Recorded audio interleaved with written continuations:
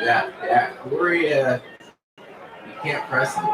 You get up on him too tight, he'll slip behind you. And I've yet to see a DB be able to keep up with him. So he's pretty good. All right, they're looking at pass again, and what's this? False start maybe, or illegal formation? And Adrian Allen is dropped in the back of the end zone. Yeah, that's a close start. I did not see what happened to Allen. I didn't either. I was watching the player of the last play, your good friend, Corey Klingberg, and he went out. It was interesting. Went out and threw a block on the defender, on the defensive back, and then rolled off to the right sidelines of the offense. And it looked up. They're going to call it illegal motion on the offense instead of back five. So it looked at that play was designed to actually go back to Corey again. Yeah, it's like if Adrian Allen's okay, it's like he may have I don't know if it's like maybe some cramping, or getting some water. He's walking off, so that's like a good sign. Yeah, because now I didn't see what happened to him, but just when he went down, I saw him on the ground, and it did not look like that there was contact involved. No, so he's okay. All right, then looks like we're gonna go again. It's just through 10 minutes left. Noles 22, Sabers 14. They're gonna try to put on 2 more points. They can get this 2-point conversion. We're gonna go again. It's like Randy Greer's checking into the game.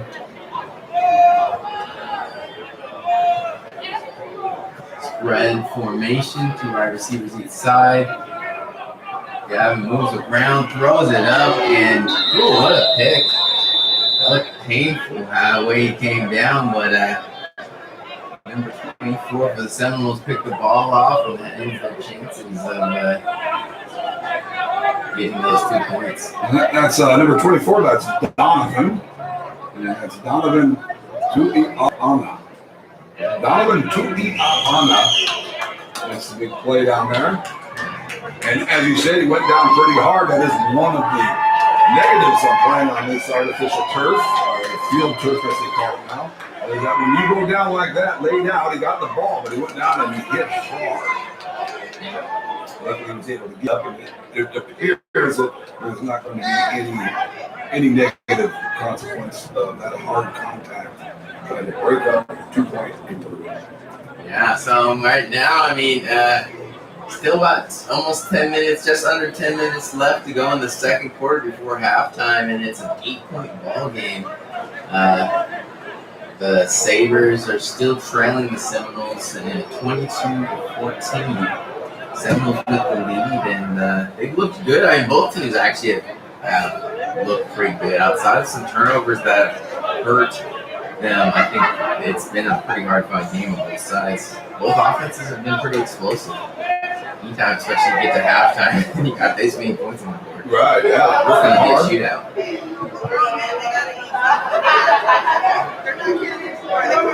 So it's kind of fun as a player, too, playing with these lights. Because it's like kind of reminiscent of like the Friday Night Lights kind of style. It's like, all the way back in the school days. Yeah. When you have the big rivalry games.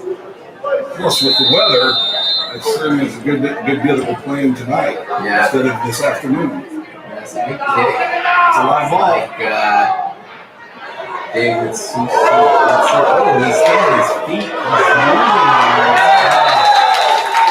Took a big hit, was able to stay on his feet, but unfortunately continued in a retrograde direction, losing a few yards. And it's going to set up first down on just over their own 10-yard line. Yeah. That hurts. Plenty of time, though, to put together a long drive. Looks like we might have a player hurt on the Seminoles, number 25. I think he's one of their DBs. Maybe Isaiah Sif. Oh, is it Scythe? Yeah, that hurts that side. It's one of their best covered DBs by far. He's been a force in this league, or at least in the amateur football world in this area for quite some time. Yeah. Hopefully he's okay. Sure they'll like to see him back on it soon. It's SYPH. I thought it was Sif, but I guess it's Scythe. Yes, sir. All right, so it looks like a first and 10 on the 11-yard line, maybe the 12 actually. And trips, really tight formation, hits through the wall, he breaks a tackle, and makes some good yards. It's like about a 6-yard run. So the Seminoles had jumped up to a pretty good lead earlier on in the game, and the Sabres were able to stay in there, keep fighting, push it within a couple of touchdowns or so. And now would be a good time for the Seminoles to really put together a long drive, because again, their lead was cut down to about 8 points, a touchdown and a 2-point conversion. This would be a good way to put the game in a lot more difficult position for the Tacoma Sabers heading into halftime. I'm looking forward to this drive. This is one of those, you know how we get to talking sometimes, it's like, okay, this is a big drive. Well, it certainly is not one of those, you have to get this drive to work, right? It's still relatively early in the first half, but I would mark this drive as being an important drive for the outcome of this game. It definitely could. I mean, it's one of those, I think it's bigger for the Sabres defense because Yes. As the Seminoles, you're still up by 8 points. Even if they're to score a touchdown, if they don't get this 2-point conversion, then they're still going to be behind. But if you do score, like this makes your lead even more solid. On the flip side, if the Sabres can get a stop, then they can get right back in the game. Yeah. And if they get a stop, the offense comes in and scores, this game could even be tied up. So ideally, Sabres definitely want to get a stop because they are going to want to have this game tied if they can by halftime. And especially deep in the Seminole territory. You don't want them to get a long drive on them. So it's going to be interesting. It looks like they're in a bunch formation, pretty tight to the line on the left of the bottom of the screen. Look at that bunch. Bunch left. Fakes the pitch. Nice quick throw. And good game. Good yardage.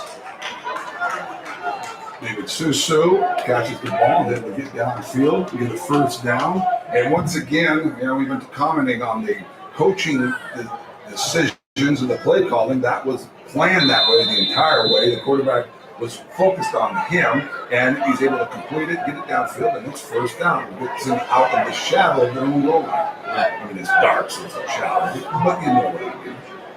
Yeah, no, definitely. First down. There we go, first down. Trips to the top. Trips right. The ball's in the backfield. JT looks for a quick pass. Gets a nice little screen with Thomas Alston. Austin dances around and he picks up some goal. See a little leg, or did he just trip? Yeah, I don't know. It looks like it might have been a late hit of some sort.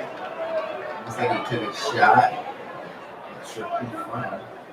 It may have been a completely accidental, but so we'll watch the replay on this, and I want to give a shout out to big number 70 Vic Lean, who was off at the tackle and ran on down the field and was actually got in front of the receiver and was able to throw a block down there. So I always like to give a shout out to the big guys upfield, the big guys up front that get upfield to help out their receiver. So what do we get on this call? Well, it's like making it. Yeah, I think they call a personal foul, yeah. Which in sportsmanlike is a personal foul. Yep. And we were just talking about how it would be a big thing for Tacoma to be able to pin them down here deep, right? Because that would give them the chance to come back and potentially tie it up with a single score, get the 2-point conversion. But gee whiz, now you put them at midfield because, may I say this, a stupid play. You can't give up personal fouls when you're trying to pin the opponent who has a lead deep in their own territory. Yeah, that hurts. I mean, it might have been, I don't know, I couldn't really see if one dude was getting up and he was running back to his line, he accidentally hit him, or if he intentionally, you never know those kind of like boom bang things, but huge. Well, you at home will be able to tell because you can watch the replay. Yeah, it could have. Yeah, I did not see that. So trips left to the bottom. JT is looking to pass, scrambles, throws it up. Are you kidding me? What? Great play. Yeah, a great catch. That was Zach Lingle. That Lingle is great. It sees his quarterback. He's under duress. I know you love having receivers like that. He found an open spot.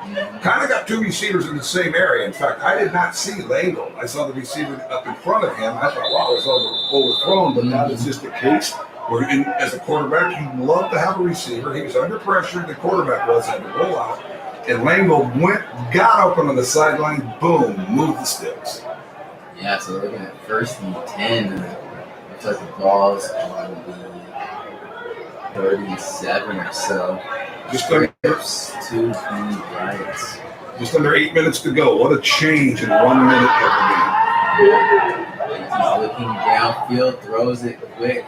Just a quick pro route, but gets his man. Another one from Thomas Olsen. Once again, well designed play. It was a quick roll to the right. The offensive line, they all chain block. They all step to the right of the formation. That tells you that the quarterback had planned to roll out all the way. He was able to roll out. Receiver got into the gap in the defense, and boom, easy completion. Sure makes your calls easier when it's 2nd and 3, 2nd and 4. Yeah, it makes a huge difference. Yeah. Now we're looking at 2nd and short and trips to the bottom. Trips left. We're back to Walton in the backfield. Oh, no.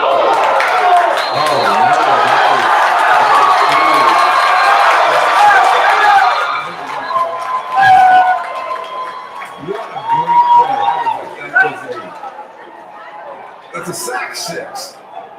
Stripped on the ball. The thing is that he actually started the motion. The ball slipped out of his hand throwing it, but there was no. Well, this is one of the great things. We have swoopssound.net. Thank you, Mr.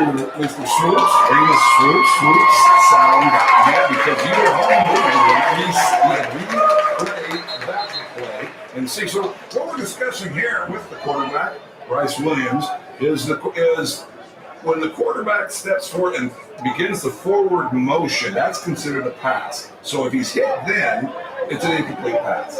Now, if he's hit while the hand's going back, then it's a fumble.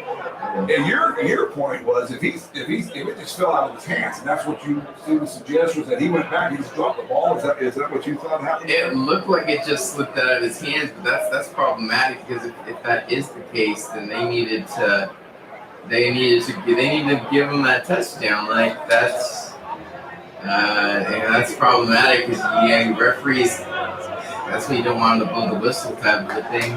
Which is the advantage that they have in the NFL, because in the NFL you can just hold your whistle and look at the replay. Oh, then no, it's back here. We can just reverse it. Whereas on the field, you have to make the decision.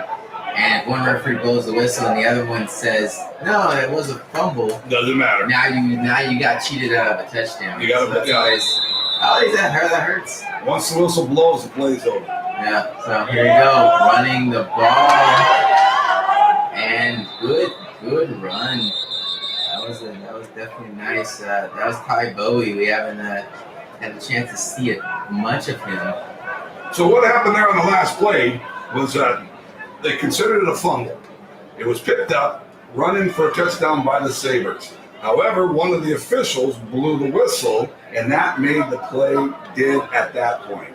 Yeah, so they still get the ball, but they don't get the rest of that run back, which, yeah, that's tough. We got trips down here to the bottom. Yeah, I'm looking and good pressure. From the inside. Darius Ridley. Called that name a couple of times. Now, the quarterback was back in the pocket. He looked like he was comfortable there, and then all of a sudden slicing to the inside, number 51 out there for the Noles, Darius Ridley.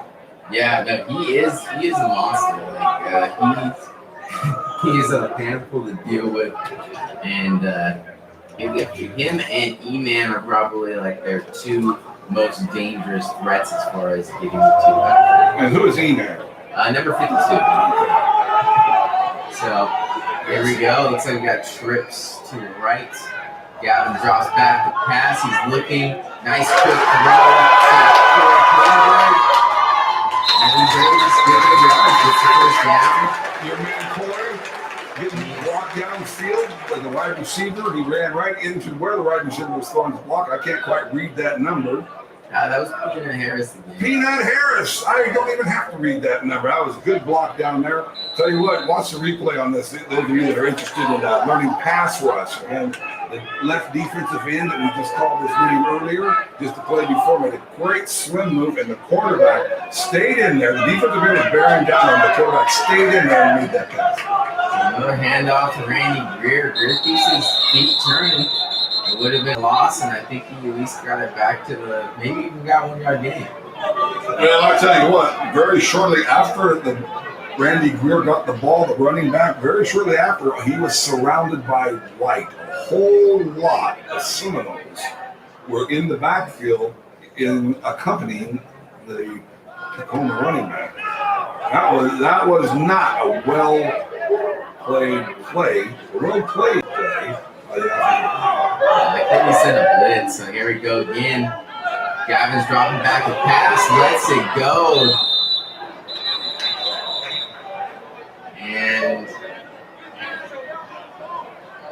he went out of bounds, and did he run back inbounds? Which he didn't touch the ball, so I don't know. Yeah, that's what I'm thinking.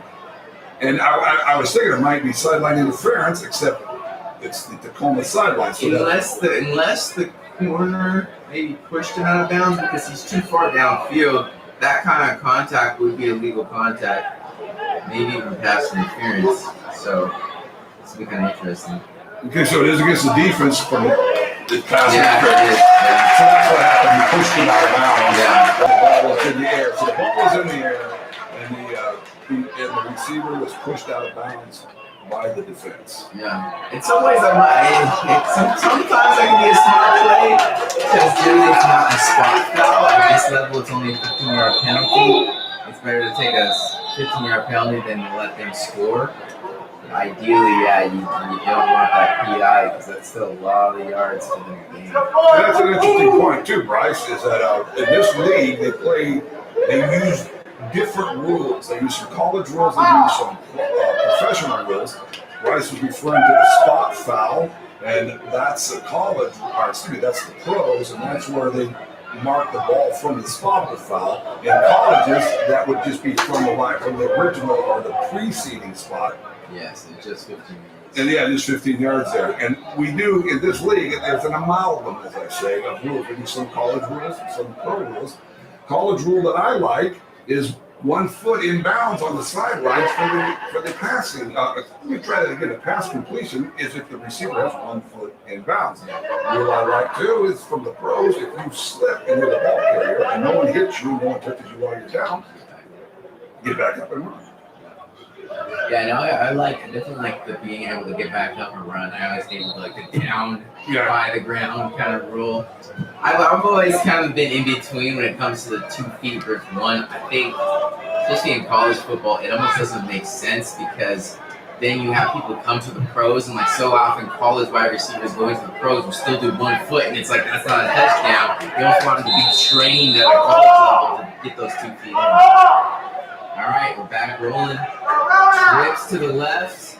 Gavin hands the ball off to Greer. It looks like the ball came out. I think the quarterback was able to get back. No. I think they got the fumble. Well, they got it after the play. Now, did he get it while the play was still involved? I'm going to go the other way. I like the 1 foot in bounds at the sidelines. And, if you're going to make it to the pros, you got to just learn to put that other foot down. Yeah. Let's see what they say here. Referee's discussing.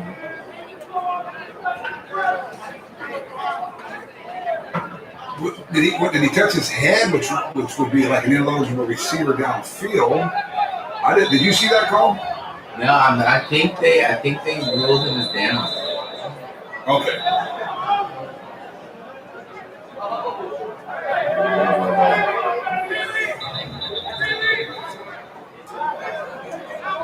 It's one of those things where I think the toughest thing at this level is sometimes you almost wonder if there are some makeup calls. And it's like at the same time, you can't have that. Oh, there goes Peanut again. Oh, a big hit from Tavares Dreamland. He's been hitting today. From the Knowles. Yeah. Yeah, former Canadian as well. Oh, is that right? Yeah. Good friend of yours. Yeah, played with him. He's extremely talented, but normally he played more wide receiver for us, so it's very interesting to see him in the defense, and he was good at defense. Yeah, I mean those are some hard hits there from an actual receiver. Yeah, trips to the bottom, good throw. Oh, Peanut. He had it though. That's Gavin Vandenberg.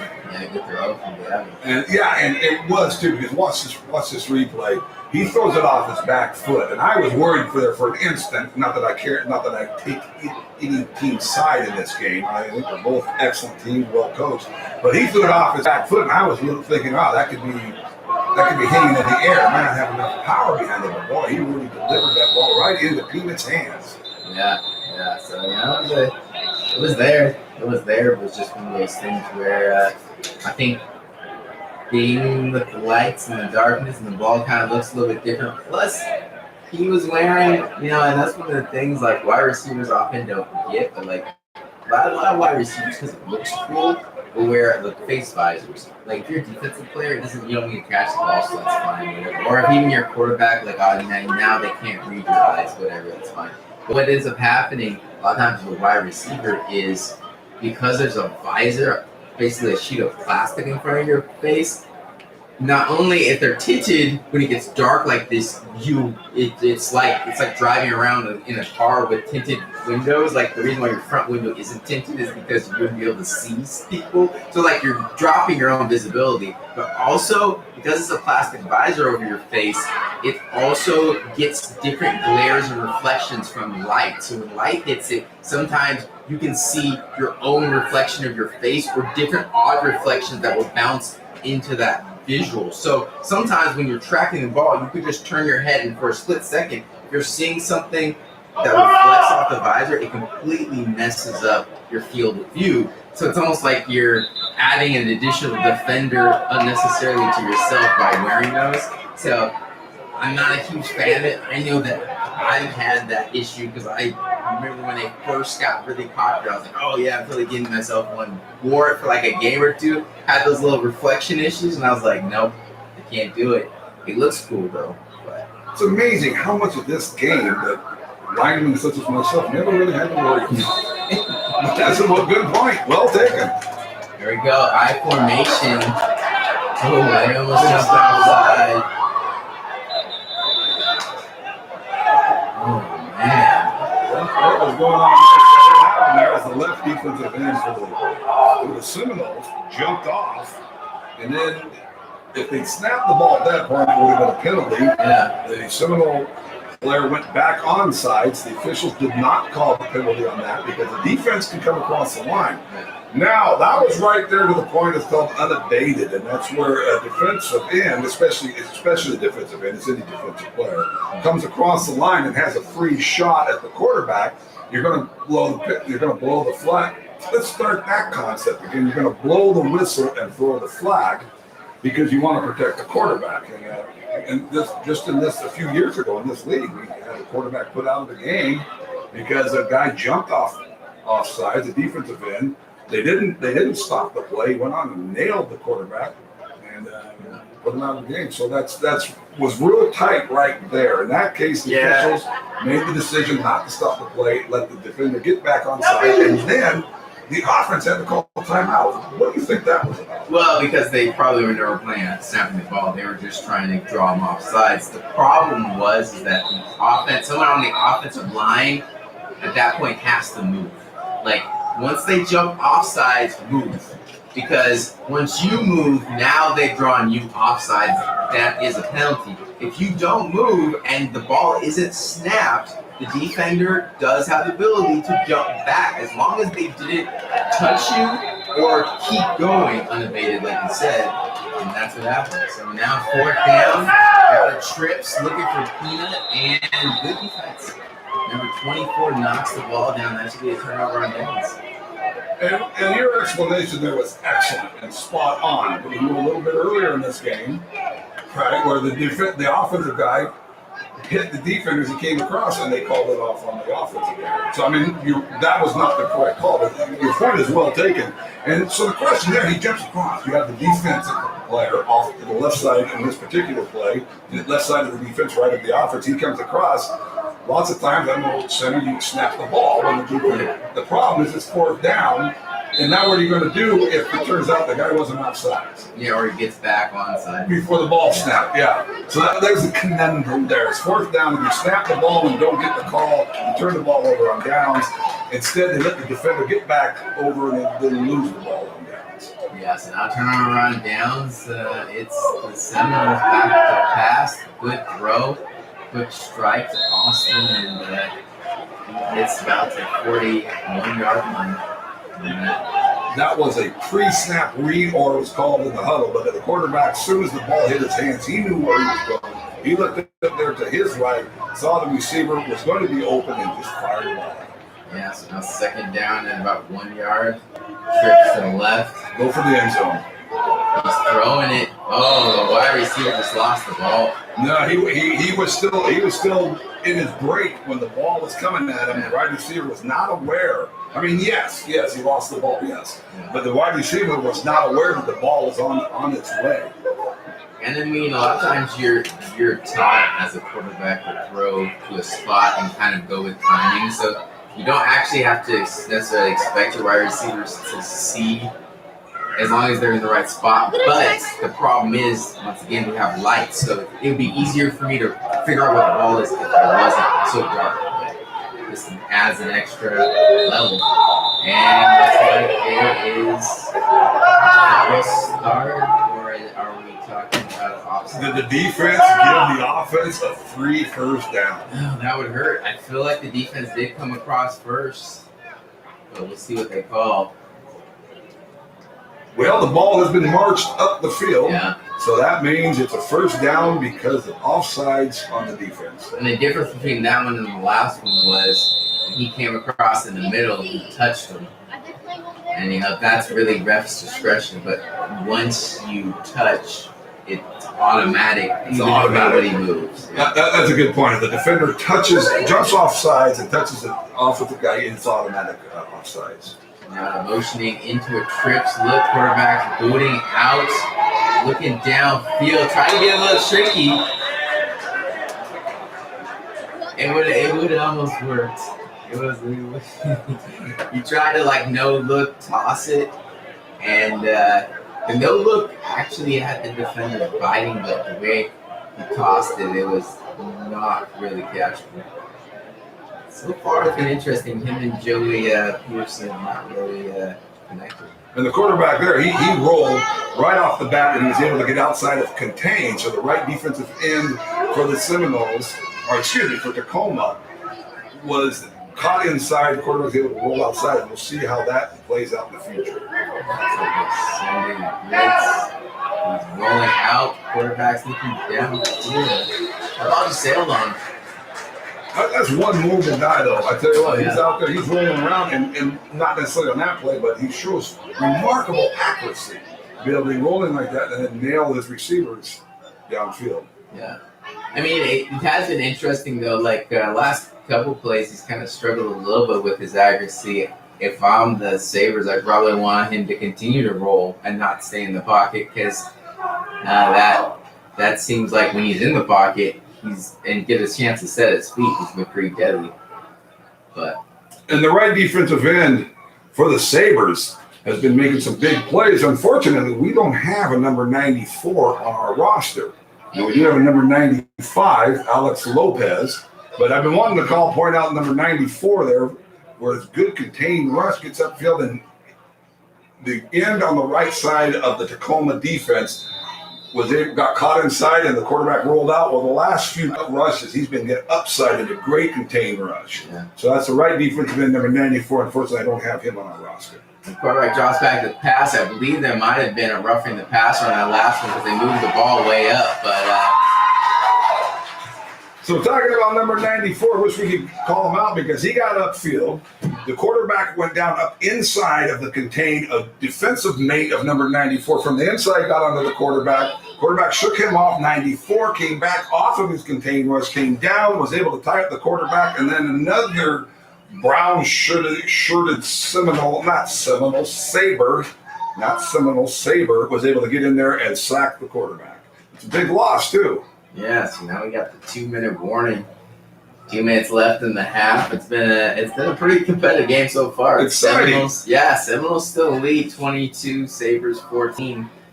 2 minutes left, and now you got to bring out your 2-minute offense, and it's still the same goal as the drive before. I mean, the Seminoles would love to score right before that. Oh, yeah. And leave not enough time for the Sabers to do anything. On the flip side, if the Sabers can get a stop, they might have enough time to get the ball back and at least take a shot to Peanut or Corey Klingberg or somebody deep and kind of see how things go. You just whatever you do when you're down in this kind of position, just don't want to force anything. Last thing you want is a pick six or a turnover that completely shifts the balance of the game. Yeah, well, 2 minutes is plenty of time. Yeah. So what are you going to do? 2nd and 14. It's like Seminoles are going to come out throwing. They got spread formation. Running back drops into pass block. And there's a pick. Quarterback clearly was not on the same page. Speak of the devil. Are you saying the devil speaks? Exactly what you were talking about just happened right there. You hate to have that happen. But I think it is one of those things where if you're not used to playing in the lights, it makes a difference. Yeah, man, I don't know what happened there because that receiver, it appeared to me the receiver ran a route that was not what the quarterback was expecting. You know, we don't have a replay, but what did you see there? It looked to me like the receiver made an inside move or something like that, a route where it looked to me as if the ball was thrown as if he expected the receiver to keep on going downfield. Yeah, clearly there was some miscommunication because the receiver did. Wait, hold on, look what we got here. I think they was a potentially a block in the back. Are you kidding me? Now that's a huge turnaround. They've had a lot of those. They just need to almost don't even block, just let things go. But I don't know if it was a block in the back or if there was a little bit of maybe late hits going on afterwards. It kind of got a little chippy. But either way, I got the ball back. That's what you want. They still got 2 minutes, basically almost a full 2 minutes to score. So we'll see. Yeah, 2 minutes. Trips to the right. Plenty of time. I believe each team has all their timeouts. Yeah, trips. Looking there to Peanut again. And that's where the pro rule comes into effect, is that Peanut could have bounced up and kept running. Yeah. Not that he made the wrong decision. They had a defender bearing down on him, but that's just an indication of where the rules that we play with in this league, and some are professional. That's one of the professional rules. He could have bounced up and tried to keep going. He got a lot more potential. Now it's interesting because they're kind of teaming up Corey with Peanut to kind of scheme Peanut open. So they've been going at that. They've been attacking his middle of the field, and it's been kind of an interesting watch. That time well covered by the Sabers. But they kind of have to adjust because it's like one of those things where Corey Klingberg, if you leave him wide open, he's going to kill you. But if you overcompensate, they're opening up the middle of the field so they can just hit Peanut. Number 41, Kai Cabrera, was able to come inside and get the sack. Quarterback had some time down there. This is one of the things is that you get a good contained rush off of the left side of the the Seminole line, and number 41 was able to come inside and get the quarterback as he stepped up into the pocket. You know, and that's a tough thing. I guess you know this as a quarterback. You got to contain guys outside, and you need to step up into it. Well, that puts you closer to those people, the big guys inside that often are ill-tempered at this point. Yeah, that was the interesting interaction at the timeout. One of the linemen kind of got into it with the quarterback and shoved him by his helmet. So clearly there was something either not done right or some kind of frustration with how that one played out. But looks like they calmed down. So Yeah, looks like we were ready to roll. So coming out of that timeout, still about minute 9 left. Seminoles still up by 8. Ball on the 42.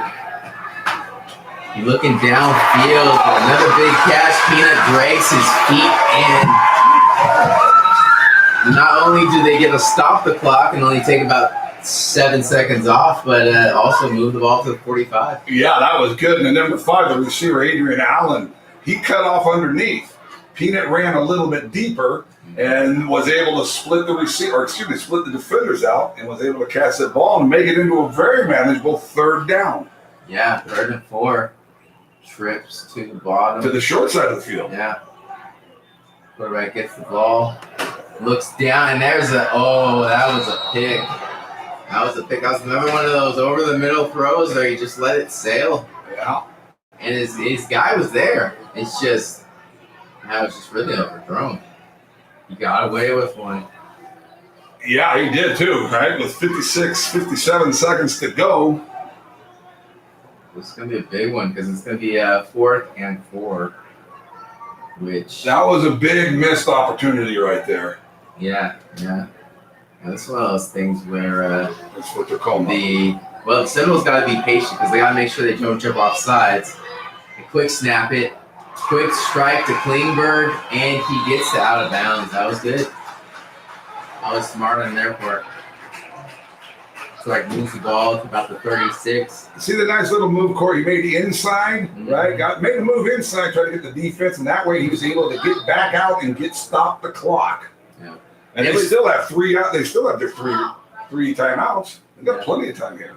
It was smart on their part because they're known for baiting teams on 4th down and trying to go multiple snap counts. So they just went almost like first down, went quick, caught the Seminoles napping. Good coaching. Yeah. Spread formation, looking left play over. action. Looks for Peanut again and got him. Got him enough to move the ball down to the 29. And the wide out there to the left of the offensive formation ran a lot deeper. He took off downfield, got about 20 yards, and made an outside move, and that opened underneath there for our good friend Peanut Harris.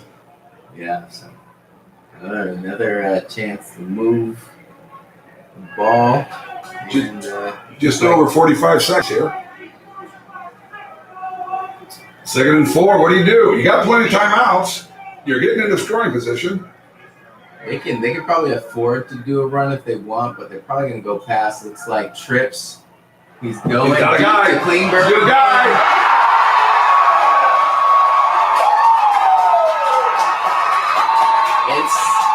It's a design call. All the way. And you notice like they did it again. It's about once they get about the 30-yard line, it's just a nice, easy design fade. And if the Seminoles aren't going to stop it and they aren't going to put somebody over the top, then why not? Why not? Yeah. And the thing of what they talking to the Tacoma coach before the game. I asked him, what got you to the championship? And I mean, he said focus.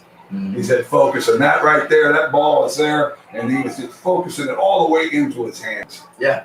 Oh, yeah. That was a nice catch. I sure wish we could see that again, but. Yeah. And it's one of those things. There you go. Keeps the ball, and big man rumbling. He got it. Yes, he did. And you know what? Since we've been mentioning Corey Klingberg's name a few times, watch this replay. Watch him stock block. That's what they call it. They got the wide receiver up there on the defensive back, and he stays in front of him. He doesn't have to drive him out. He just stays on him, and the quarterback is able to run up, make contact, get into the end zone. Yep. Good play call.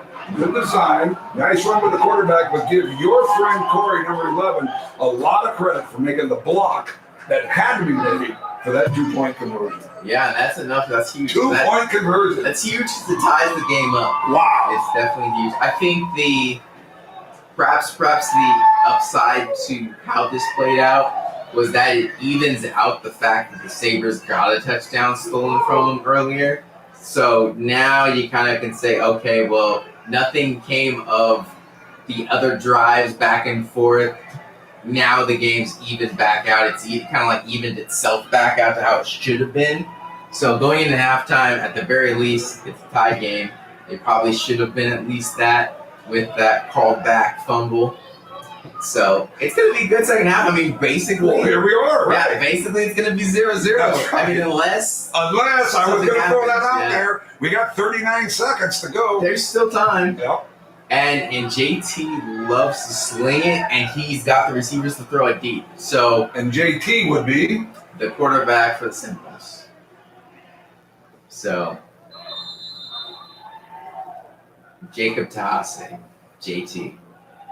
Yeah. So here's the kick. Tahase. And it is deep. Received at about the 20-yard line. Number 17 goes up, takes it upfield, able to get out of bounds. Looks like about the 35 or so. Good run. That's Carson Watson. And just about 34 seconds left. Well, so far, all of this happened. All of this back and forth happened with less than a minute to go. Yeah. So here we got 34 seconds. Yeah, but always the debate is as a quarterback. That's the question. Here comes the question. As a coach is like, yeah, do we want to maybe take a knee? Go for it, yeah. Or just try to do something. Absolutely. Just like we had earlier, that turnover, I mean, at this point, an interception could give the Sabres a chance to score again. And they would also want it. It'd be a big momentum change, too, right? But here so we what go. do they do? They're coming. It's like it's in spread, so I assume they're going to pass it. Here we go. Here we go. Big throw. Get out of bounds. Yeah, you got to do it. Smart play. Nothing. You gotta love, as a fan, a spectator, you gotta love that willingness, right? Because a lot of people would. You take a knee a couple times. Although, look, they have three timeouts. That's the defense would nail those timeouts. Well, yeah, I think that does actually play a big factor. The amount of timeouts. I don't know if they have the full 3 or if they spent one of theirs earlier, but they definitely still have a few. So, yeah, you can spread formation. Tahase is back, throws it. And just could not connect. And he's hit on the ground. Yeah, number 84. There. Now, on this case, he fell on top of him as opposed to helmet driving into him. I mean, technically, you can. So, I mean, a lot of times people will complain because there's been times where he's done kind of like headhunting type hits. In that specific case, it looked like at least that he turned his head away and he just hit him and fell over, basically landed on top of him, which that hurts as a wide receiver. I mean, at the very least, he can knock your wind out. So hopefully he's okay. And thank you for pointing that out because I would not want to suggest someone did something that was dirty or illegal if it wasn't. And so I thank you for that. I won't say something like that in the past. I mean, in the future. I've done it in the past. I won't do it in the future. So thanks for pointing that out. It could well have been an innocent move. But no, it is true. Sometimes players have a history. So, right. Yeah. But spread formation. JT back to pass. He's going to swing it. It's a deep throw. Oh, he almost got it. What a throw. In the double coverage, too. He's got the courage. This guy's going to go up and get it.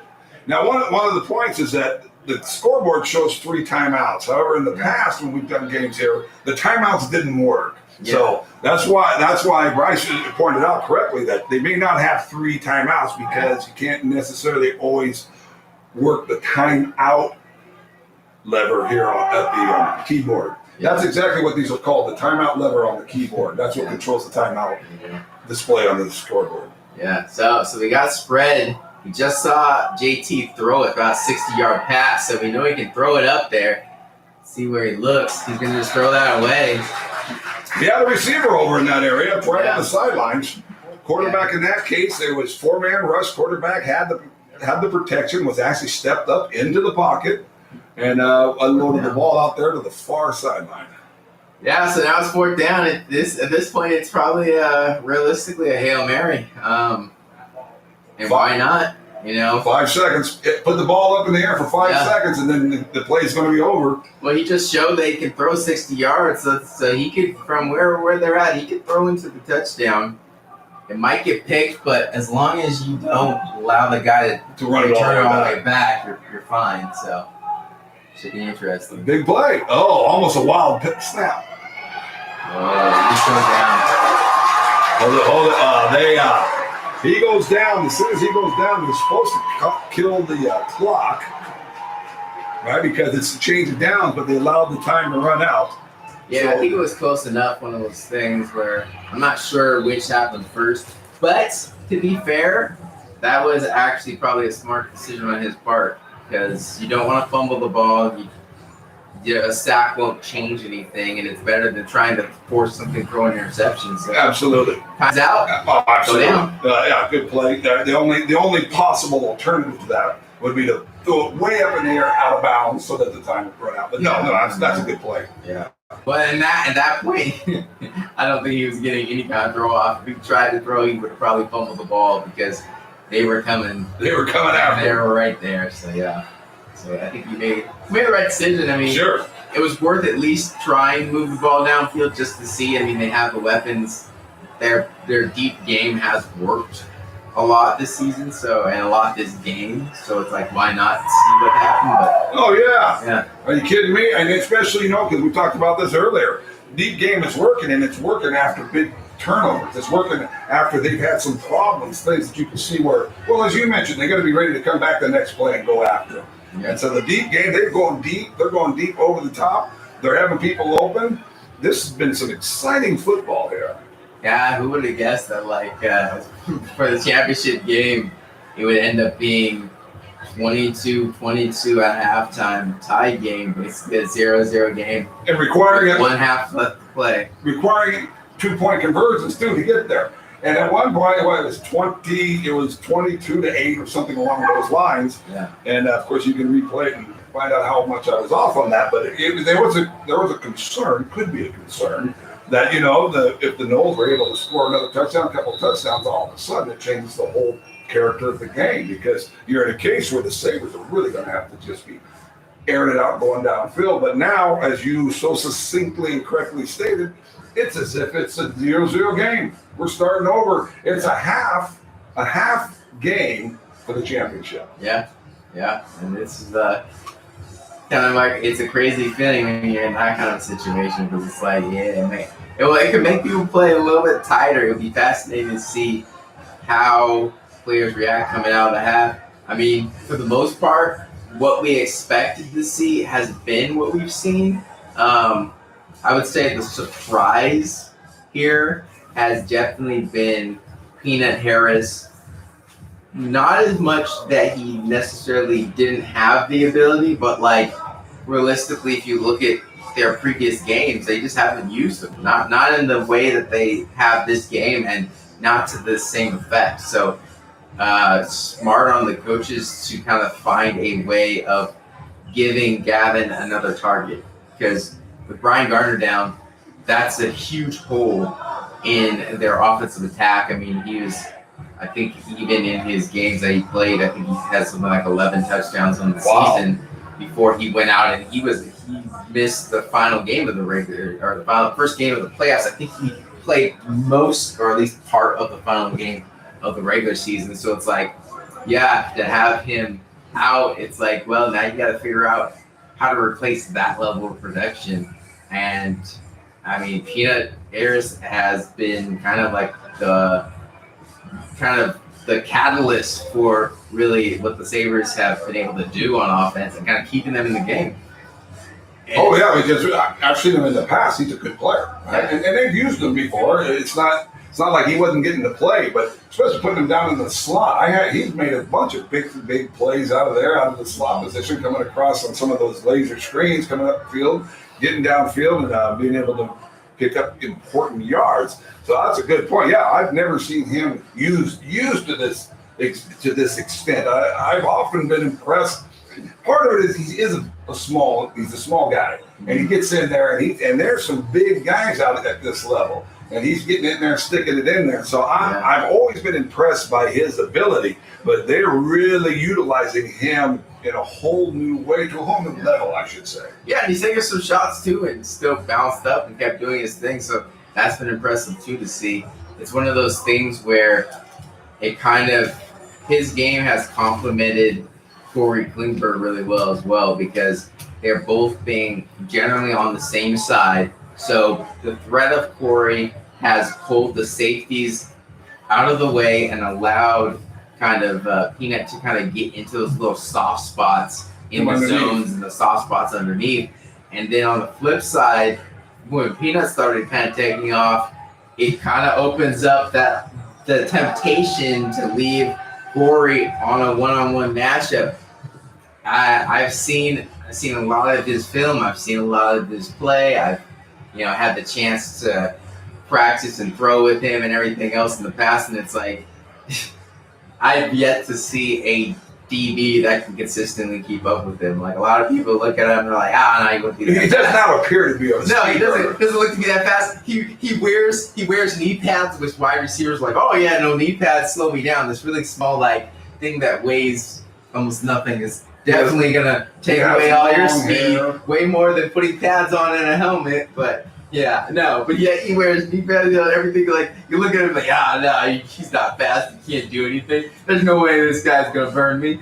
And I watched him outrun some of the fastest DBs in the league, and he gets right behind. And credit to Gavin where he's putting the ball, because if you look at these balls, they're perfectly placed where he doesn't have to outrun you by 10 feet. He just needs to outrun you by a foot or two. And as long as he's ahead of you and the ball's placed where he needs it, he can maintain that distance on you. So now that he's a foot ahead of you, he can maintain that foot ahead of you the entire way down the field, and maybe you can dive his ankles, but good luck. And so it's one of those things where I'm sure they knew that he was going to be a threat, and I'm sure they're going to probably try to make some adjustments, but he's had success. He's two touchdown catches in the first half, and both of them on basically similar plays where they're 30 or in, and it's just a paintball. It's not like a complex idea, but he's getting there. And we're talking about Gavin, of course, is number 2, Gavin Vandenberg. He's a great quarterback out there. He's been throwing some great balls. Couple, you wonder what happened there, but there could just be miscommunication. And, of course, the one that we've been talking about quite a bit is number 11 for the Sabers, and that's Corey Klingberg. Yeah.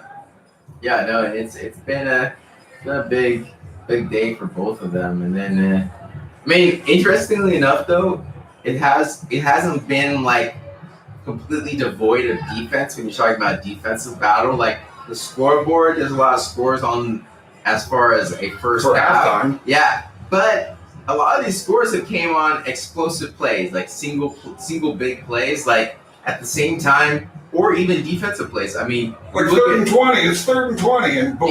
Yeah, but like you look at, for the most part, these defenses have been doing a fairly good job at creating turnovers. Like, obviously the Seminoles scored a pick 6.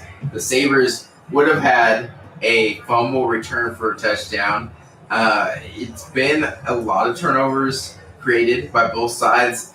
Both sides have picked off. JT's been picked off. Gavin's been picked off. So, the defense is having to just laid over. In some cases, the defense has kind of set up the offense to go down and score. So, I think going into the second half, it is going to be a big question of which defense is going to bend and break the most, I think, over this next. Because obviously, that was the biggest question, I think, coming in is, what are the Sabers? Because more than likely, with the front the Seminoles have, they can stop the run. So the Sabers have to be, if they want to win this, Gavin's got to show up, and they got to execute on the pass game. Down some stars, down some receivers, down people that they normally would rely on. It was a question of can Gavin, can Corey, can they carry the load?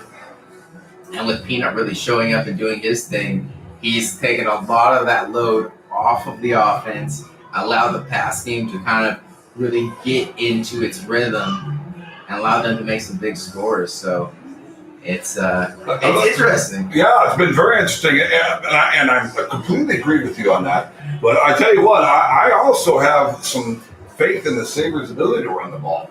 They've shown some ability to get in there and pound it out there, and so I think they're a well-balanced team, and that's going to be interesting in the second half if they're going to go back to the run a little more. Yeah. Well, the other thing too is like, I mean, on the flip side, you're looking at what the Seminoles have been doing.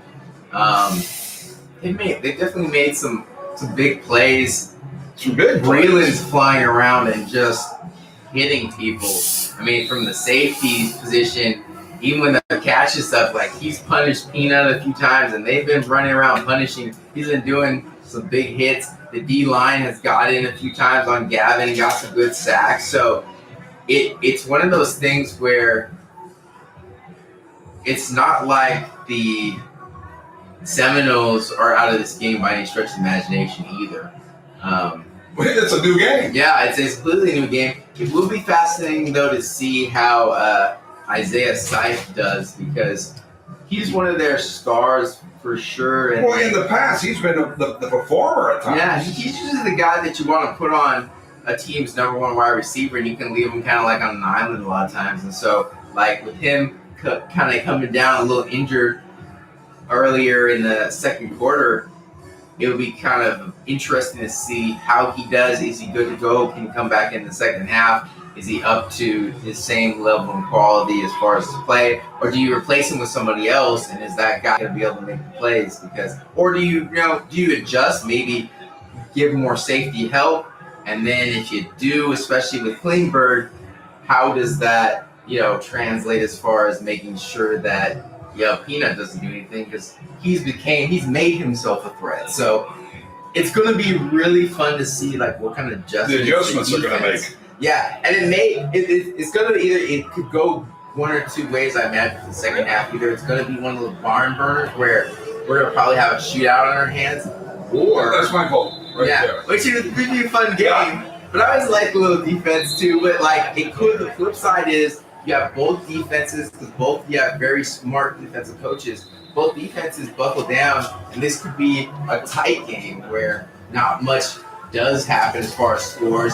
It may be one or two more touchdowns from either side, and that's what wins it. So, two touchdowns could easily be what you need to do to win. Yeah. So it's going to be. Hey, we got a good friend joining us in here. Good. It's good, yeah. We got one of the great bombers joining us here for a minute. It's good to see you. Yeah. Let me jump in there real quick, because I want to give a shout out to Vintage. I wandered in there on the way to work today, and they actually photocopied a bunch of papers for me for free. I was just walking. They were out in the street. I said, where I can get a photocopy? And they did. And so I want to call it out Vintage, and it's really a fascinating place. There's a kind of corpia of all kinds of artistic stuff. Mugs, pictures, and it's Pamela and Curtis Johnson, and they're right here in beautiful downtown Sumner. All right, it was really kind of them. They were out on the street cleaning up, actually, and they said, "Here, give us." And they went in and were able to photocopy a bunch of the swoopssound.net that I handed out. There were pieces of paper that I handed out to the crowd today, so that they would know and be able to watch this game afterwards, and also let people know. And so I want to give a shout out to Vintage, and Pamela and Curtis Johnson, the proprietors. And you can go down to, I don't even know what this is. It's IAMINT. Wow, I really wandered off on that one, huh? So anyway, Vintage, 253-937-4888. They're down there right in the middle of Sumner, and I want to give a shout out to them. Thanks a lot for helping us out. Facebook.com, Vintage, INTAVINTAGE. And since we're giving shout outs to people that are our friends and they're doing the business, have you ever thought about the fact that when you look good, you play good? Oh yeah, no, it makes a difference. Like, I should add, by the way, that I know for some people maybe just joining in, I should add, by the way, that I know for some people maybe just joining in, so getting back in, the feed was down for a little bit. There was a little bit of technical difficulties. It generally happens anytime you're setting up in a new venue and kind of working out those kinks. But I believe everything should be kind of back up and running. Hopefully, we'll be pretty smooth as far as that is going forward. Dude, I just threw you a chance to plug your company. Oh, I know. I did see that plug. I wanted to make sure. I know you're not listening. No, I wanted to make sure we covered that good before we ran out of time. But yeah, no, I mean, looking good. It's one of those things. It actually was really cool because we had Northwest Athletics Apparel. Okay, let me jump out there. And it's owned by our good friend Bryce Williams, Northwest Athletics Apparel. And please continue on. Oh no, yeah, NWA Apparel at gmail.com. But it was cool. We had the opportunity to do several teams in the league as far as their uniforms, and we did the Seminoles uniforms this season. They came out really nice. They look really good, and it's always kind of fun to put that together. So we're always looking for different teams to kind of work with, and kind of get the design and everything else that they're looking for set up. So if you have any questions, it's NWA Apparel at gmail.com. A good way to reach me and kind of get the info that way. You're looking for team uniforms, you do basketball, football, a bunch of different sports that way. Pretty much, it's been going on for a couple of years now. So we've had the opportunity to do a bunch of teams that won championships. By the year that they won the championship, we did their uniforms. So that's been cool. It will be interesting to see, not saying that'll happen in this case, but we did this Seminoles uniforms this year. They're in the championship. We did the Hurricanes uniforms the year they won the championship. We did the Nighthawks the year they won the championship. We did the Rams the year they won the championship. So, it's fascinating. Nighthawks were the championship team when you were a very big contributing factor to that victory in the championship game.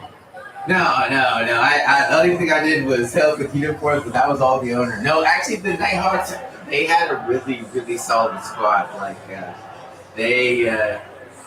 And a great owner. So, with a good squad, a great owner, you put it all together.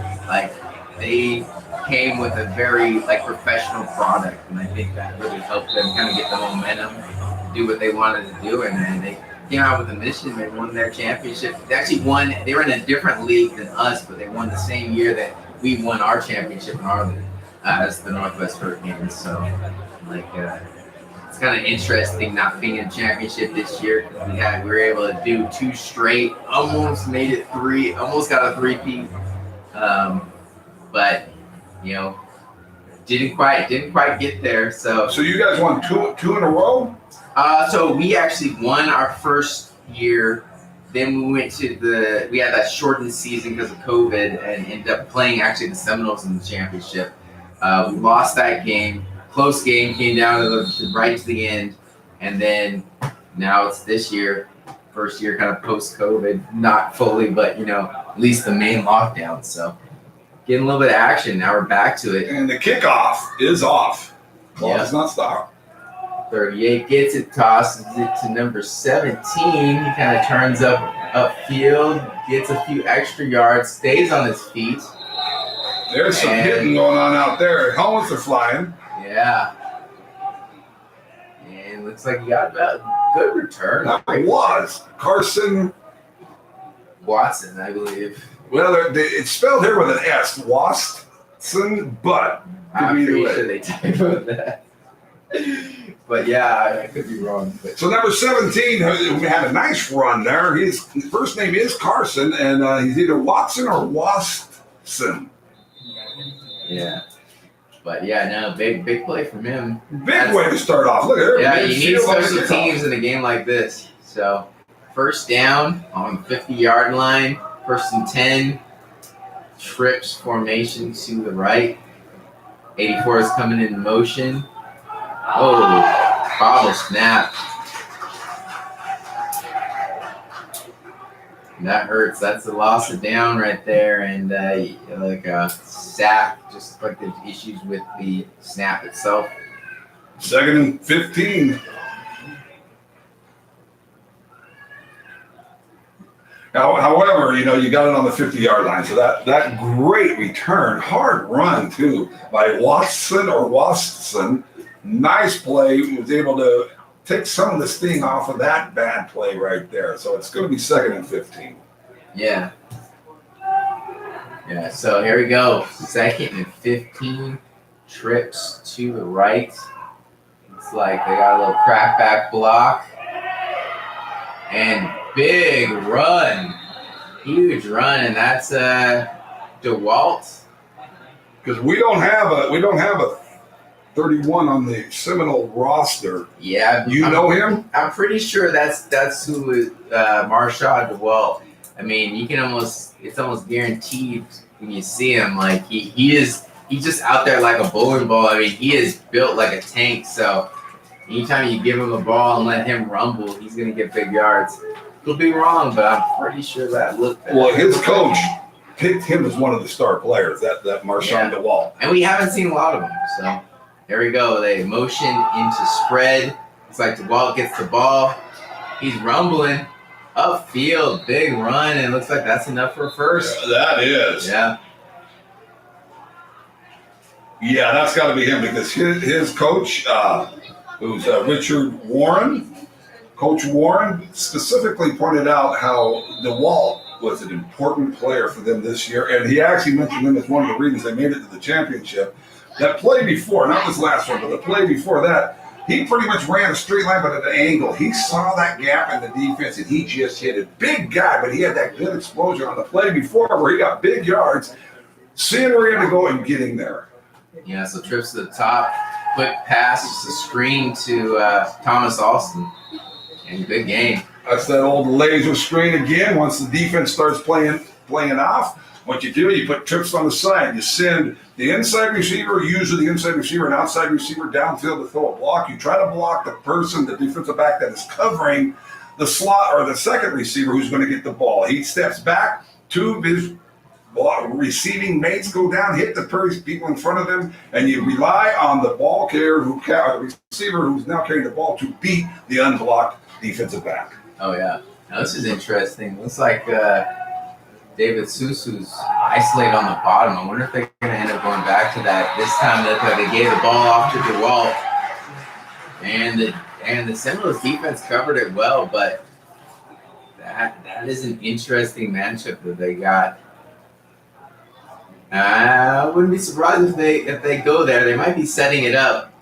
A fade ball, isolating number 6 on David. That would be a very, very interesting. Let me jump in here real quick. I want to give credit to Ryan Blowers, number 92. Ryan Blowers, running back, was moving upfield, and he made a good hit, good tackle. He made the tackle, number 92. Yeah, so now they're in trips to the top. He's looking, rockets it in. Still cannot connect with Joey Peterson. And there was no hesitation on the quarterback's side. I mean, that was where he intended to go, like right from the very beginning of the play. Yeah. So what's going on there? I don't know, because normally JT and Peterson make for a good combination. Like, he's usually pretty sure-handed and someone that he likes to go to. So it is surprising that I'm not sure if they've actually completed one target yet. And he was the guy on the tip interception as well. So it's just they have not been on the same page today. And that hurts. But now trips to the bottom of the screen. Tease is nice throw right in there. Great Zach Langill just on the sideline, and he rolled and then completed his pass. Great target. That was a great pass too. It was Lane killed.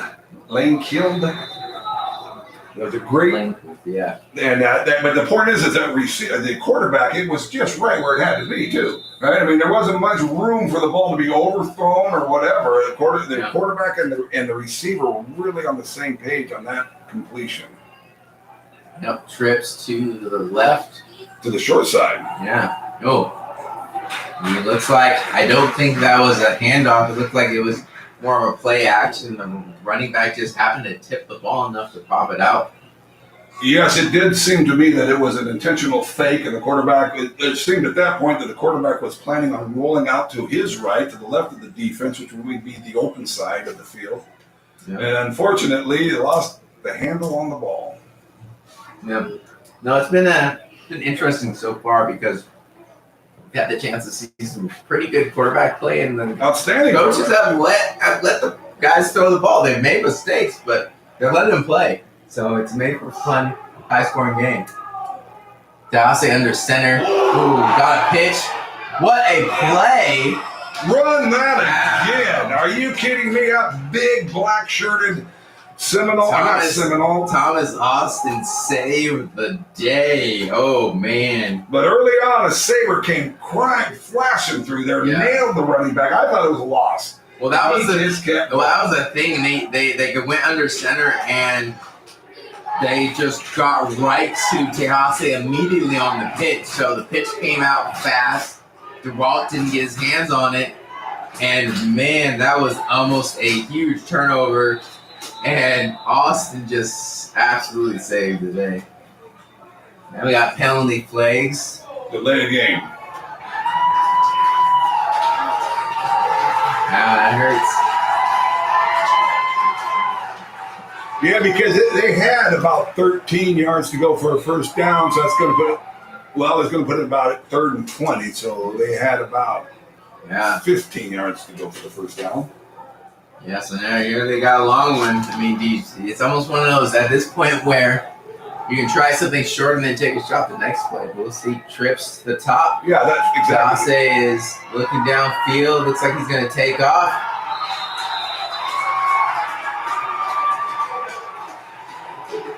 Nice hit from number 1. David Soso called his name a few times. However, you know what? You mentioned earlier that you really want your quarterback taking those shots because David Soso delivered a pretty good blow, but the quarterback was able to get out of bounds and took a hard shot but didn't get knocked back. His gain was minimal to negative because it's going to be 4th and over 20. You don't really have much. You really just have to go for it, though, at this point, right? You can't kick a field goal. Yeah, this would be interesting. Spread formation, and they got in there. They got the pressure and took him down. That's what you want. Number 8. That would be C. Mila. C. Mila, number 8. And also in there, I think it was number 4, Joe Titiali.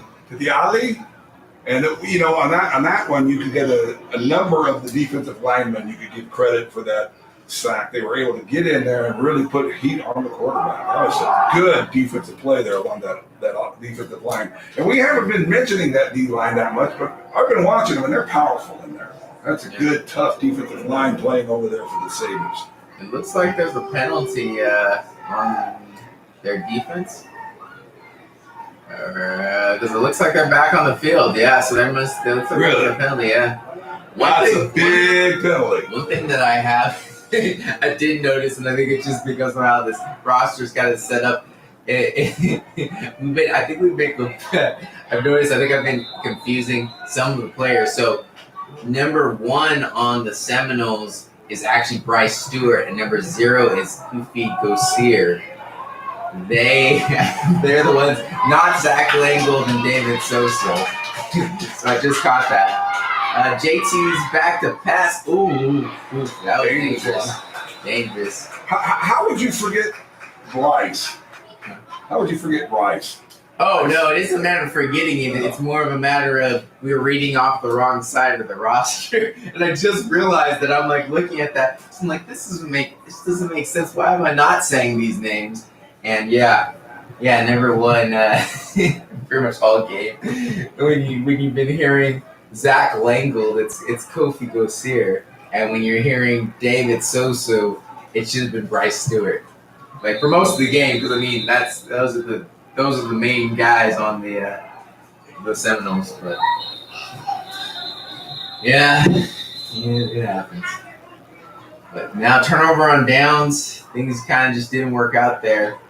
So now we get to see. It's unfortunate for the Seminoles because they had a good opening drive and they had good momentum. But it's like now they're going to get a timeout as they kind of discuss things. Leave the Seminoles took that one. So you got 8 minutes and 4 seconds to go here in the third quarter. Still all knotted up at 22-22. Ball's been moving up and down the field, but there hasn't been a whole lot of scoring. There's been no scoring, in fact, this half. Yeah. Well, I mean, open to the half, we had really good opening drive. The Seminoles got great starting field position, and I mean, they were able to move the ball, take about 7 minutes off the clock, moving it, and like little by little, kind of edging it down the field, but just couldn't finish. So now we get to see for the first time in the second half what are the Sabers going to do. So coming out in trips with like bunch formation, handing the ball off. John Jun gets a couple yards on the carry up the middle. He hit into that hole hard right there in the middle, but then the solid interior of the Seminole line was able to shut him down. It was a minimal gain, just a yard, 2 yards. Yeah, so they took off. Wow. So the Seminoles had the ball for quite some time. 7 minutes, 7.5 minutes about. Yeah. That was a nice drive. But as you said, it ended up just a little short. Yeah, and it was one of those things, the Sabres defense bent but didn't break. And now fakes the handoff, looking deep, and he had him over the top again. It's just, that's there. That is the danger of Corey Klingberg. If you play him like that, there is zero reason for them not to do that every time. And whether he catches or not is purely based on the fact that does Gavin get the ball there. And he's just going down the sideline. He just comes off the ball, and he's out there, and he's able to get some separation. Yeah, he's that fast. I mean, if you do not respect the speed, he will get behind you all the time. It's just a matter of can Gavin get it there, and they will definitely take those shots, guaranteed. Spread formation. Gavin drops back the pass, throws it, nice short. Good completion, man. Quick out to Connor Wade. You haven't actually said a lot of his name, but he's actually a good possession receiver. Looks like there's a personal foul on the Seminoles. I think it might be roughing the passer. So they're going to get additional yards on this. Yeah, I'm talking about the receiver that made that. You call him the possession receiver. He was right at the spot he needed to be to get that first down. He's going out of bounds, but he knows how far he has to get up. He runs the right route. Clearly, him and the quarterback are on very close terms there because the quarterback laid the ball out, knowing his receiver was going to get just past the sticks and generate a first down.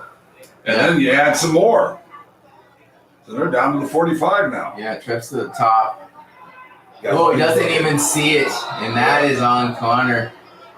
Oh, it almost hit him in the head. Yeah, and he could have. Although to be fair, Breland was right there. Yeah, the defenders were closing on him. Wouldn't have been a touchdown. If he had stopped to make the adjustment to catch the ball, he probably would have been cracked by the safety. So it looks like, I would say there's a good chance the Seminoles have made an adjustment to those little over the middle passes, and that adjustment would have either ended in a pick or him getting cracked. So I'm curious to see how that continues, but no completion, no interception, just second down and 10. Trips to the top of the screen.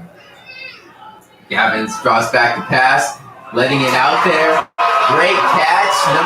He strips the ball. Breland picks it up, and this guy's already ran one for a touchdown, and he doesn't quite do that but that is a big play.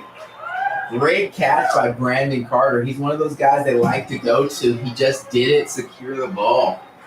And that was a nice run, too. Yeah. Got the ball. He caught it in traffic, right? Boom, and he's running, and it was just hanging out there a little bit. I wish that I caught the defender who popped the fumble, but that is a great defensive play, especially anytime you're playing somebody who is lanky like that, because that's the one upside. When you got somebody that's skinny, tall, everything else, the way their body is, your chances of getting to the ball is just so much better.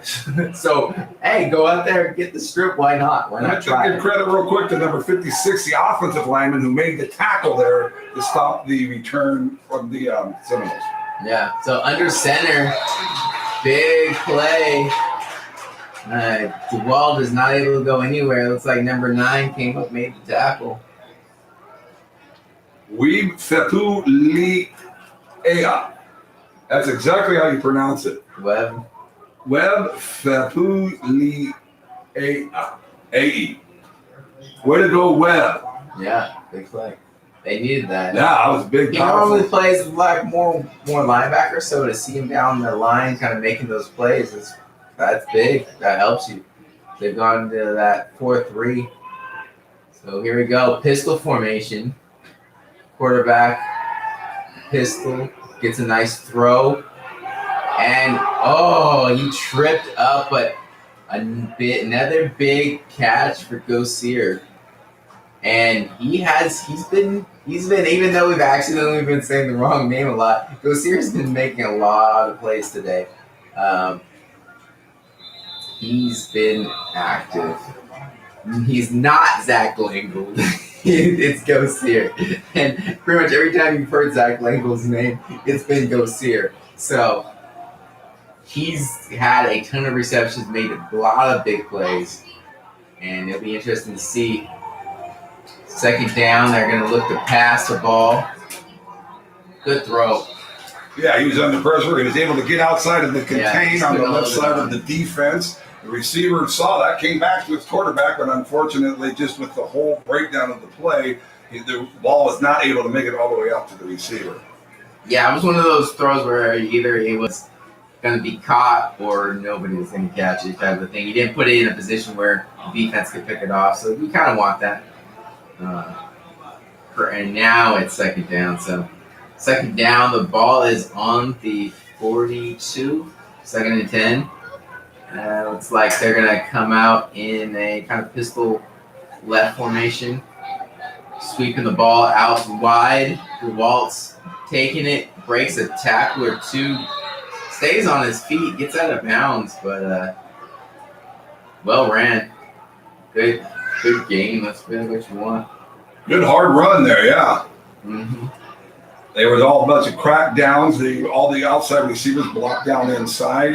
Defense was able to get through it, though. There was a couple of defenders out on the right side of the defense, that's the left of the offensive line. They were able to fight through it, and what looked like could have been a pretty good run was able to be held to a minimal or to, anyways, 3rd and 5 now. Yeah. Still a 5-yard game, which isn't bad, but sets up like a 3rd and medium. So they're coming out of spread formation.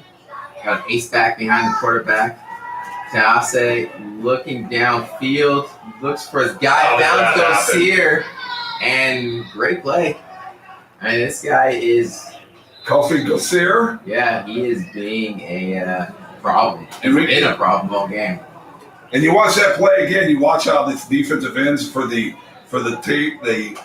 Tacoma Sabers got upfield, were able to contain. The quarterback tried to scramble around. So he's moving in and out. He's looking for an opening. And I'll tell you what, that quarterback has really been impressing me because they kept him in the pocket. And then the interior line for the Sabres, big, tough guys, they're moving up. They're collapsing the pocket. And somehow, and I think it's a sack, and I'm going to give that to good combined defensive rush, and he gets out of it, hits the receiver first down. But his receivers do a good job of kind of improvising and coming back to the ball if he needs them as well, which is good. The open spot. Yeah, spread formation. He looks upfield, launches it. He might have just been throwing that away. That would have been a good thing. Once again, you got to watch the replay on this. Both of the defensive ends got a great contain rush. These guys are flying upfield. They've been getting better as the game goes on. And in the games we've watched them this year, the defense has really solidified. That's one of the things that the coaches mentioned before the game was how a lot of the players have solidified in their positions. Yeah. Well, yeah, as a quarterback in that position, like, it works to your advantage to throw that ball out of the back of the end zone because you kind of almost can't throw it away to the sideline positioning-wise, and there wasn't really anybody there to throw it away, so you can still get a throwaway without taking that sack, because otherwise you've got to be hit anyways. So look at those three up there. Yeah, third down, bunched to the top of the screen. He's in shotgun, looks, throws it, one-on-one with Bryce Stewart. But run us through that. They had trips through a bunch of an unusual or a different type of formation to the top. He's looking down to the bottom all the way. What was going on there? Oh, well, I mean, I think you pretty much summed it up. Like, they've done both teams would like to get into trips to isolate matchups. And, I mean, we've seen a lot, even though I called the name wrong. It's not David Sosa, it's Bryce Stewart. We've seen a lot of Bryce Stewart. We've said we've called a lot of him because, yeah, if you get him in space, he can do some damage. So they're doing the same thing, bunch again, this time looking for a pitch up the right side of the field. DeWalt makes some good runs. And there's a flag out there. Yeah, I'm not sure if there was a crackback or someone got hit. Vic Lean, number 70 for the Seminoles, big offensive tackle. He pulled out on that, went flying towards the sideline. The defensive back had to come across. He was to be the secondary or third contained man, and took that on. He made a good movement by the big number 70 for the Seminoles, but the defensive back out there, take a look at it. This is how you do it. You get out there, and it's a scary thing when you're DB and a big, huge offensive lineman's coming out to kick you out, but you got to sit down and take that hit. And that was able to take some of the yardage away that would have been gained on that play. Yeah. I wish we could replay that too, because I didn't exactly see the technique that the defensive back took on, but I'm thinking he was able to get up there and then just get down low and be able to take the blow. Great hustle there by big number 70, as we mentioned before, Vic Lean. Yeah. That's what you want. I mean, it's going to be interesting to see what the call is, because the referees are talking about this. They're taking some time. Might be waving off the flag, or I don't know what's going on. I guess here's the ref coming out to let us know what happened. And that's Mike Faltus. He's the umpire. Looks like maybe an illegal shot block. Yeah, I think it's blocked below the waist. I think that's, yep. What? He's pointing to the defense, though.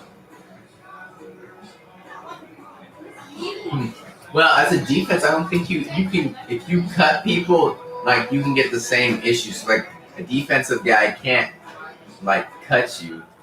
And that's not the runner, I guess. Yeah, exactly. So you can't just, like, go after somebody's legs that's, like, out, that's trying to block, or it's out of the play. So I think that's what happened.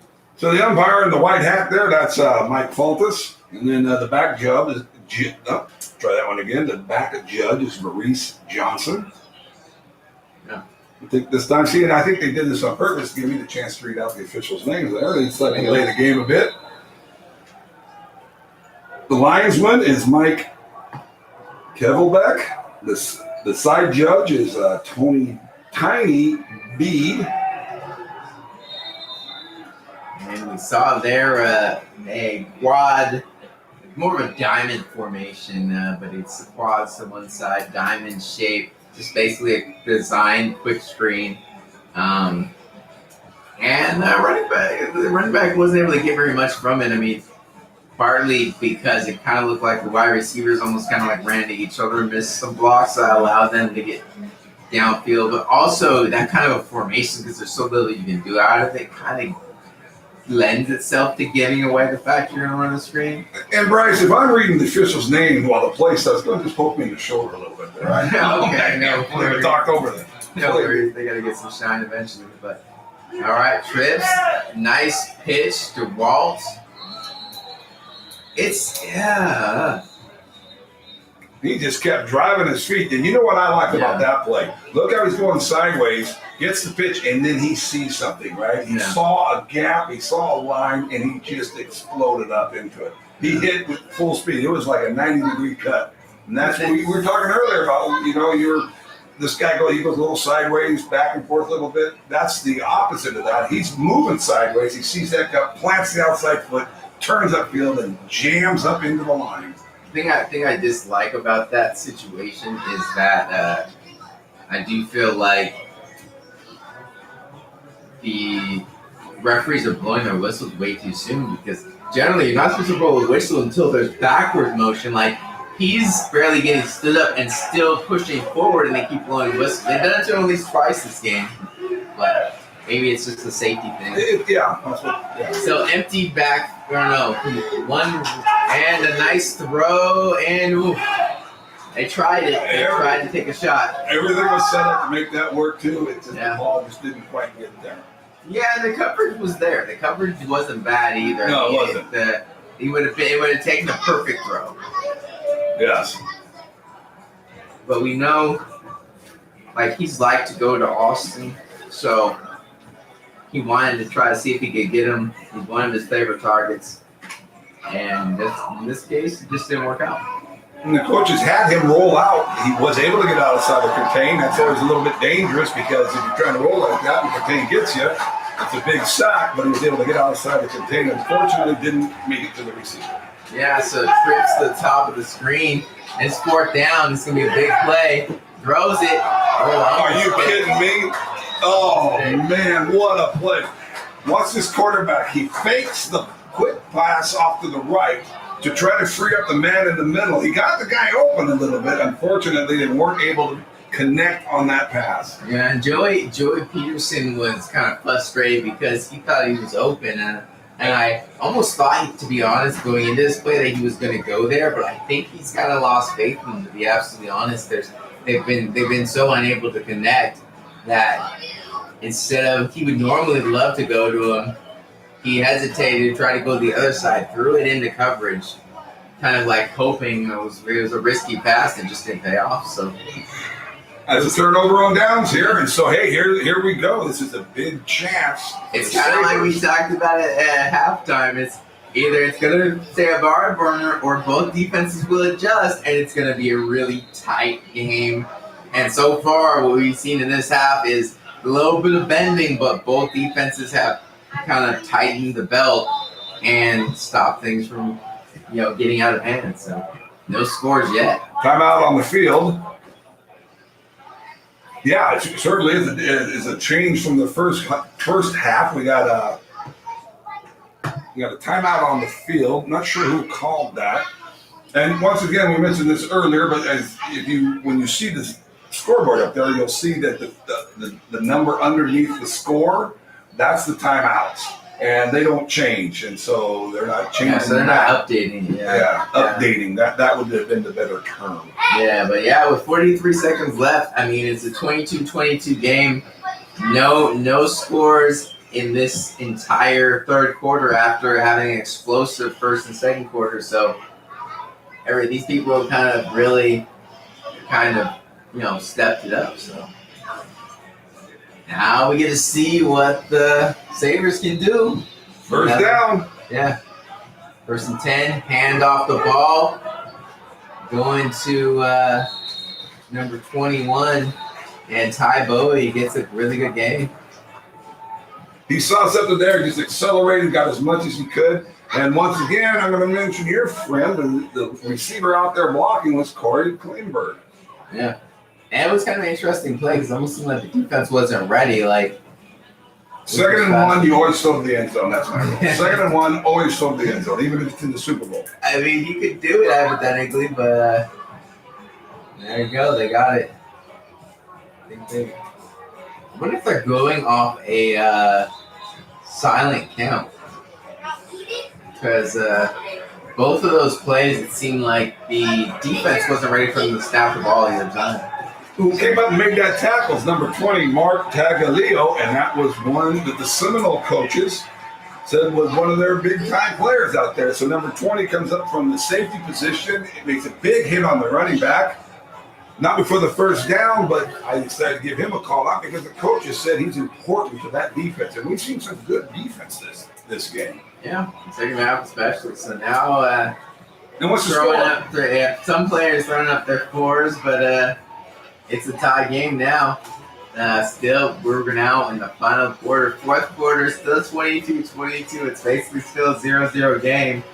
And this could really come down to one or two big plays down the stretch. So, especially at one point, it was, as I recall, it was the 20-8, 22-8, yeah. Right? And that was the game was almost out of not out of reach. It was early in the week. Early in the game, yeah. But it could be a little nerve-wracking, but instead they've been able to pull it back. The Sabers have been playing some good football, and we're heading in to the last quarter of the season, the championship game, yeah. And it's a new game. Essentially, yeah. So now the game has gone to one quarter to take it all. And that's basically where you're at now. And this one quarter to win it all. This would be the Seminoles if they can pull this out. This will be their second in a row championship, and because we mentioned earlier about the other championship was in a different league. So these would be the only people in the Washington State Football League. Go ahead and I'll continue after this. Well, thank you. Mr. Fisher wanted me to finish the story, so I think I shall. This is in the Washington State Football League. This will be the first team, if the Seminoles are able to come out here and pull it out, first team to repeat. Yeah, so here we go. Hand off again to Ty Bowie, and then kind of, there you go. And, 2 times in a row, that's Mark Tagaleo. Again, the Seminole head coach called him out as one of the leaders of the defense, and that could be a good reason why. He comes up there and lays a big hit. Was there a flag? Yeah, I believe, it may have been number 8 that was called on a helmet-to-helmet or something along those lines. I'm not positive. So it's all the way on the opposite side of the field. It's one of those where you already got them, so you don't necessarily need to do anything extra. But I don't know. The hit might have been clean. It might have been something that actually happened on the opposite side. Yeah, you might be right. Well, or there could be 2 penalties. Yeah. That are separate of each other. The refs haven't said yet because they're just kind of discussing it. So I don't know. So there's 2 penalties on one team. The team that is not penalized chooses which one they can take. Yeah. If they're on the opposite teams, these would offset each other. But let's see. So the officials come over to explain things to the Tacoma sideline. Yeah, it looks like I think that was what the call was. Did he point to his head targeting? Unsportsmanlike against Tacoma. Unsportsmanlike both ways.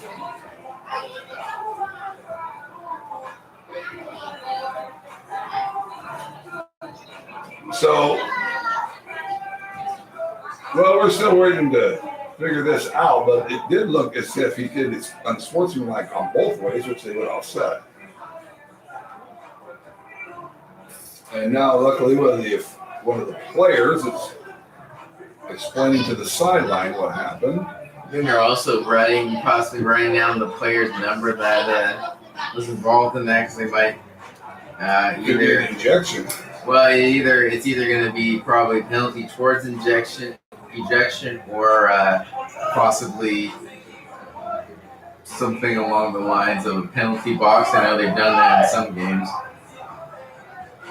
Okay, well, let's go ahead and we'll finish off the officials out there. Maurice Johnson is the back judge. Tiny B, I already said him. The head linesman is Andre Springer. And the line judge is DeMarco Clutter. Also, the side judge is Stanley Clark.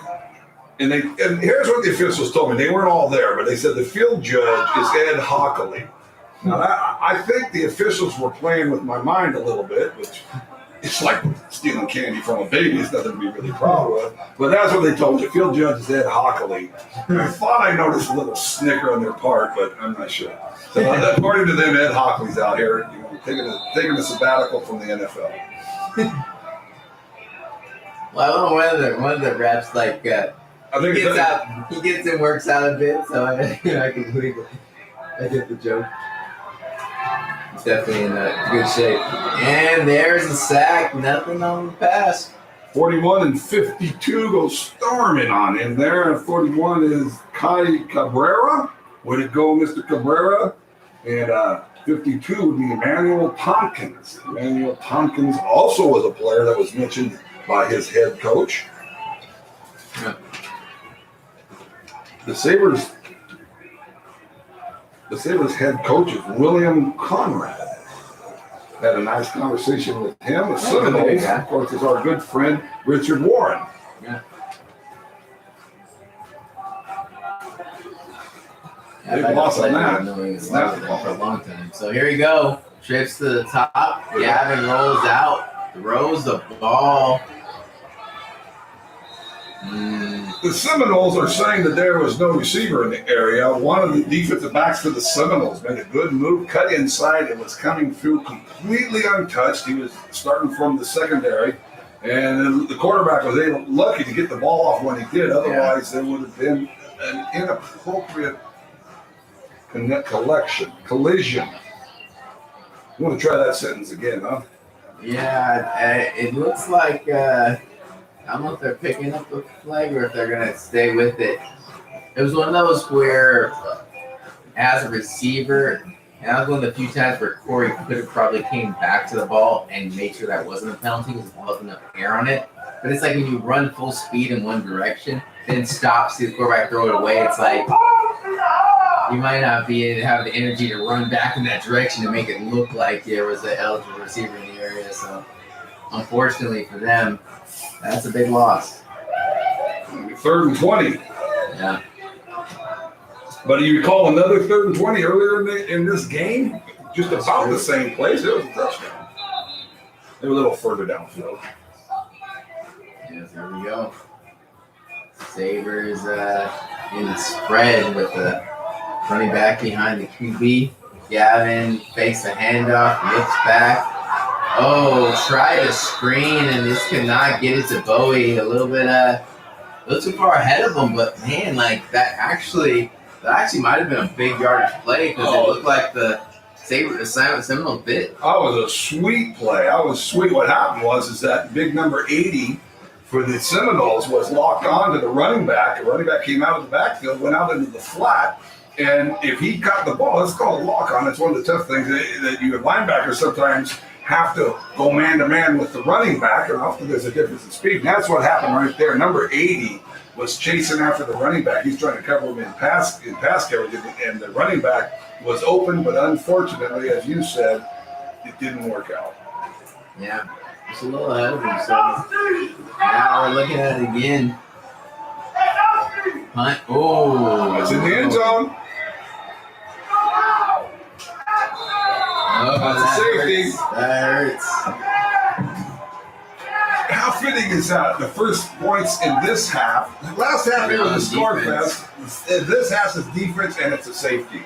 In that case, lots of times the punting team player ran out, fell on the ball. That's where quite often you just kick it out of the end zone. And the idea there is to keep the punt returning team from falling on it in the end zone. And if the punting team kicks the ball out of the end zone, it's automatic 2-point conversion. In that case, he just fell on it, which was the smart thing to do, give up the 2 points. Yeah, he didn't have any choice. No choice. He had no choice in that matter. So now they're going to kick it from the 20-yard line. They either can punt it or they can kick off. Which do you prefer? I think it's. I want to say it's a drop kick or a punt, but yeah, you almost have to punt when you're doing a punt after a safety. It's just like it seems usually the easiest way to go about it. But yeah, that is tough. That's tough that special teams, man, those special teams mistakes. 'Cause that's one area of the game where, man, you do not want to have that happen. And for the most part, both sides have played pretty decent. You saw the Sabres get a little shaky on their.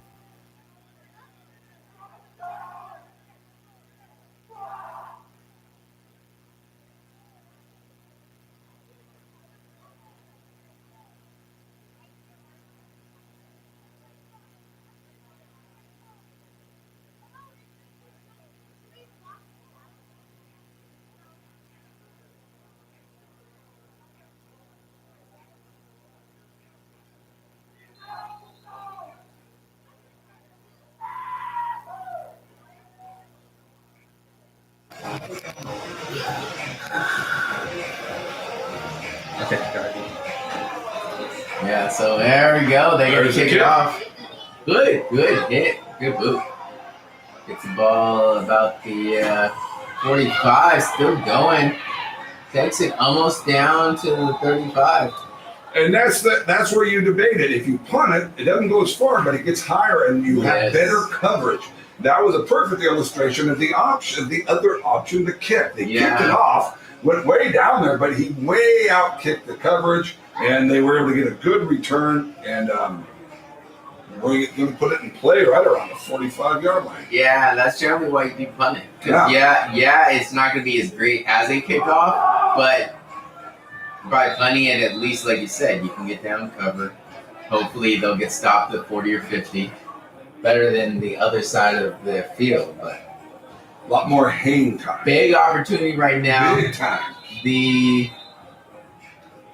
It's like they're getting the down marker set up, but the clock, yeah. The clock is still running.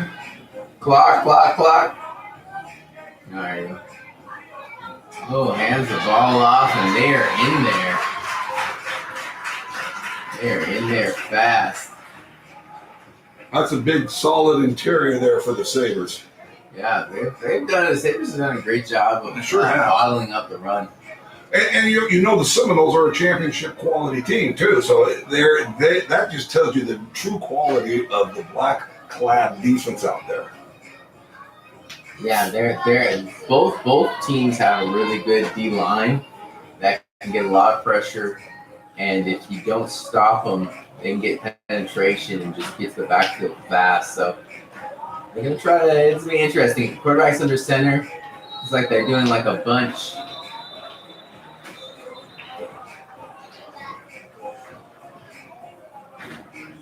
Dead ball delay game. That hurts. You hate as a coach to get – big momentum shift, to get the ball in great field position, and then just have some bad plays and penalties take you almost all the way back out to the 50. It's like now it is 2nd and 20. Johnson gets it. Oh man. So I think that was an incomplete pass. He was not going backwards. Wow, what a turnaround though, right? Because they're starting off. You got the Seminoles have the ball on the 45, 35-yard line. Right? That was a big save by the defense for Tacoma. Was able to pull out. Well, I mean, their penalties and what have you, but I mean, they really were able to get out of some trouble there. Well, they made a big play on first down and penalty pushed it back further. So, I mean, the defense has done some stuff. You know, now they see trips to the right side, bottom side of the field. Need 20 yards. 20 yards, 3rd and 20. They need at least to get some of this yards here. Ooh. Quarterback there, he's been under pressure. He's able to get outside, roll to his right. The receiver's coming back to him, but they just didn't quite connect. Nope. So now I think they're going to bring on the punt team. Yeah, well, that's what I would do. This is just, especially with now all of a sudden. You have the lead. Yeah, you have the lead. You kind of want to control the field. And there's not a lot of scoring going on at this point. No, so controlling the field position. Thomas Alston is a good kicker. He's kind of a utility, do-it-all type player. So I think Plus, you try to drop it inside the 20, right? Mm-hmm. Get him down there. That's exactly what he did. Undercooked it a little.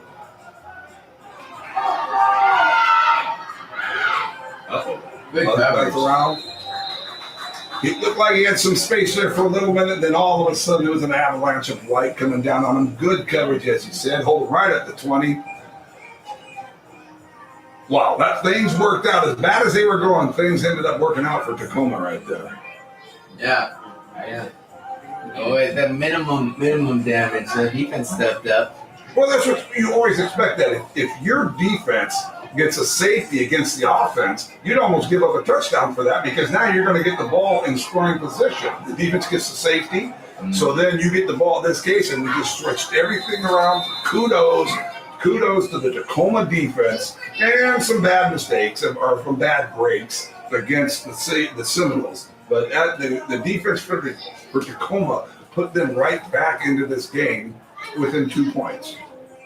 Yeah, the defense did their job, but now it's going to be a question of, will the Sabres be able to finally get something rolling on offense? They've been kind of shut out this half. And unfortunately for them, with that safety, because of special teams, they can't afford to kind of waste any time. Like they have 10 minutes to score, or else the game's over. And the championship is going to go over back to the Seminoles. Yeah. Yeah, this is a big series. I mean, we're getting to the point of where you really can't start talking the series as to being the must-have, the must-succeed series. Yeah, just 10-17 left. I mean, Seminoles currently have the lead 24-22 over the Sabres with that safety. So that is it. This is what it comes down to. It would be great to win the championship. Since I'm a defensive kind of guy, it'd be great to win the championship on a safety. That's my opinion. Now, you're a quarterback, you might not go in that, but that would be very fitting. That would be a tough way to lose, I tell you. That would be. Handoff now inside, and looks like we got a few yards, but they are able to kind of contain Randy Greer. Looks like he got about to the line of scrimmage. So 2nd and 10. Seminoles still on the 19.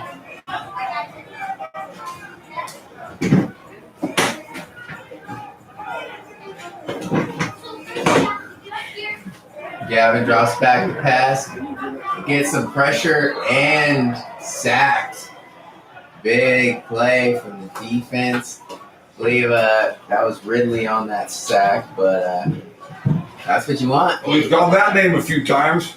Yeah, Darius has, and he's a dangerous player that gets in the backfield, gets pressure.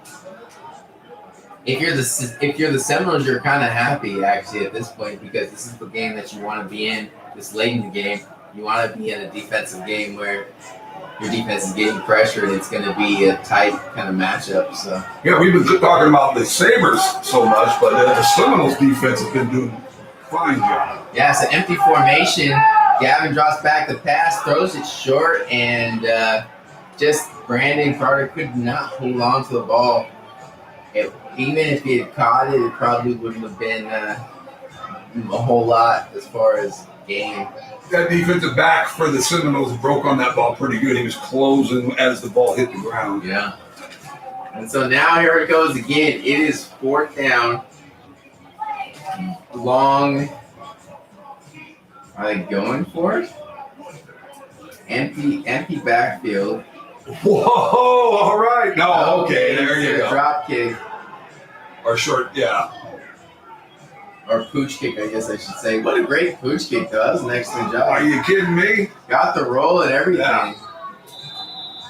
So we've seen this a couple of times. 4th down on kicking down, where they line up as we're going to run a play, and then do the actual, what you would call a quick kick, except it's 4th down and it's the punting down.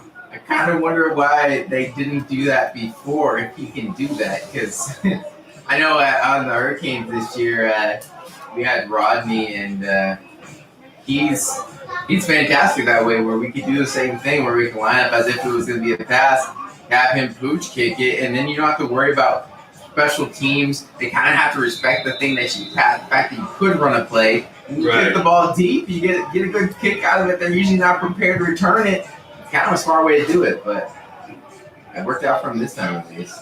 So Seminoles get the ball, trips to the top. JT looks, throws, and kind of just throw it into a crowd. I'm not sure if he even saw who he was throwing to that way, but yeah. You know, going back to that last kick, though, although one might wonder why the Seminoles would actually fall for that. It's so deep in their territory. I mean, I think I would have expected a kick, and one of the problems with doing that type of formation is it's a lot easier to block it. Okay, so I'm kind of thinking I would have possibly send. You see that in that case, if you get it blocked, right, you're in trouble. Yeah. So it's a little bit of a gamble, but if you send too much pressure, he could actually go for it. Right. That's the only threat. So trips to the top, looks like we got a bunch formation. They're gonna try a pitch again. DeWalt pulls, goes, whoa.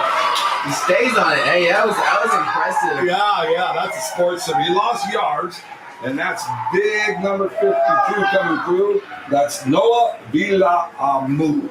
Villaamu comes through, makes a big hit, and the running back just keeps going, spins around. We've seen a lot of agility out of that guy. Yeah, he tried to make a cutback lane, but that's the challenge when you're trying to cut back against the Sabers, is that they keep coming and have great pursuit, and they have good backside pursuit. So if you cut back, good chance you're going to run right into somebody. And then quite often on the cutback, you're cutting back with less force. You're going to slow down a little bit to make the cutback. Yeah, so now third and almost 20.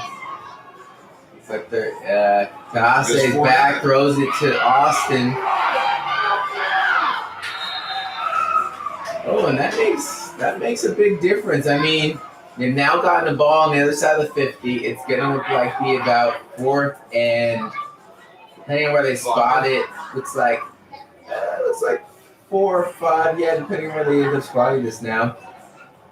Yeah, it looks like 5. So 4th and 5. Enough that false start would get them a first down. That's actually right there. I mean, I don't know though. And might be an interest. That'll be interesting. So try to pull them off sides. Looks like they're going for it. They're not going to trust their punter, which it's a gamble. It is. Trips to the top. Trips left. Tase 3-5. He's looking. He's got a guy down the He throws it, overthrows it. Man, oh man, he was there. I think Thomas Alston. Yeah. Too. He beat his man. He was down the sidelines. Oh man, I think he just got a little too excited. Man, as a quarterback, you see that and you're just like, yes, touchdown. Yeah, my guy has that. He had him beat me. So we haven't called Thomas Alston's name earlier today. What's your take on him?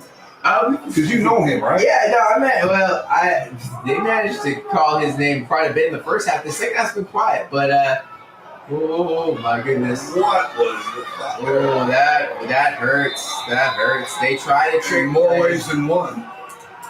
They tried to trick play. I think they were trying, because the Sabres have done it a few times this season, but their triple pass play. And I think that was their reverse pass triple play thing, and they were all over it. The Seminoles killed that play, and that hurts because the problem is now they're playing against the time. Yeah, let me jump in here real quick. That's our Artemis Thomas, number 8. Artemis Thomas made a big play there. I want to give him a shout out on that. Yes, Tay Thomas he's a monster. So here we go, Gavin back to pass, looking deep. Got found Peanut. Good catch. Good play. They gained 15, 20 yards, and it's going to be 15 yards for a first down. Yeah. Well, they always say you try to gain half of it on one play, and then. Yeah, you got time. They got time. Fourth quarter. Stop the clock. Stop the clock. Clock.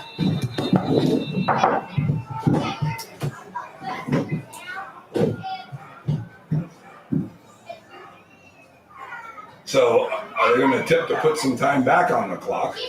They might, but it's going to be interesting. Well, Tacoma's ready to go. They break the huddle. The official is still down here on the sidelines.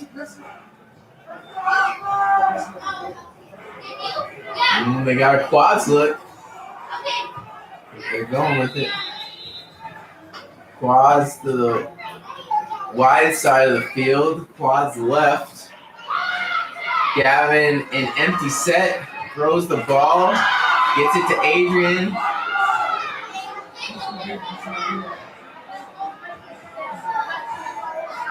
Well, defense, they reacted to that. The ball was in the air for quite a while. To come all the way across the field gave the defense a chance to react to that. They've had some good success with that type of laser screen, as some people call it. Yeah. That time the defense swarmed to it. We've seen a lot of that on both sides, on both defenses, getting to the ball and making big plays. Yeah, on that play, you kind of want him with as big of a body as he is. You don't want him to try to back up because he's losing all his momentum. You just want him to run forward. Try to run over some people and keep going. If he doesn't, even if he gets stopped, he's still gonna get 3 or 4 more yards. Maybe he breaks out and gets blocked. Yeah, because now you got 16 yards to get a first down. Yeah, trips to the top. He's looking short. Quick throw. Breaks some tackles, gets some yards, but that was 4th down. They had to. Oh, there's a penalty flag on there. Could be big. Yeah, if it's roughing the passer, that should give him a first down. I would like to see his number. I can't see it, but we saw a receiver once again flying over to the receiver with the ball. The receiver without the ball ran over there, made a good block. Didn't quite catch his name, but his number. But let's give a shout out to that. We've mentioned this many times. Whenever you see a big play, quite often you also see a receiver downfield throwing blocks. Oh, approaching on the defense. So that's just a 5-yard penalty. Yeah, but you get the play over. Yeah. This gives them a chance. It's now 4th and 11. 4th and 11, you're running out of time. You're running out of possessions. Yeah. They maybe have. Well, it gives them another shot, right? Yeah. That's the deal. You want to score in this because you maybe have a possession or 2 left. Right now, trips to the top. He's throwing down below. Good catch. It's going to be right there. It's where they mark it. He knew where to go. He knew where the first down was, and he got right there. Right. Big play from Brandon Carter. He's had some miscues, but he made a big one when he needed it. Yeah, and that's what you like is when you have the coaches and the quarterback have trust in the receivers that you have out there. And when you see that, when you watch that again, watch the quarterback courage. They had both defensive ends collapsing on him on a good contained rush. He stood in there and delivered a big pass. Yeah, so trips to the top. Gavin's looking again, going to him. Oh, overthrew him. Oh, that hurts. If you're going to turn the ball over, that's where you would like to turn the ball over. But that's a little bit of a problem there. Yeah. That's tough.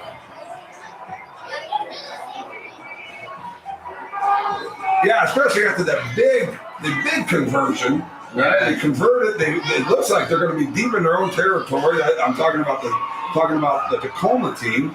Big conversion to keep their drive alive. Touchdown easily wins this game, and then unfortunately throw the ball into the end zone or into the opposing team's arms at about the 5-yard line. And that's really tough. Yeah.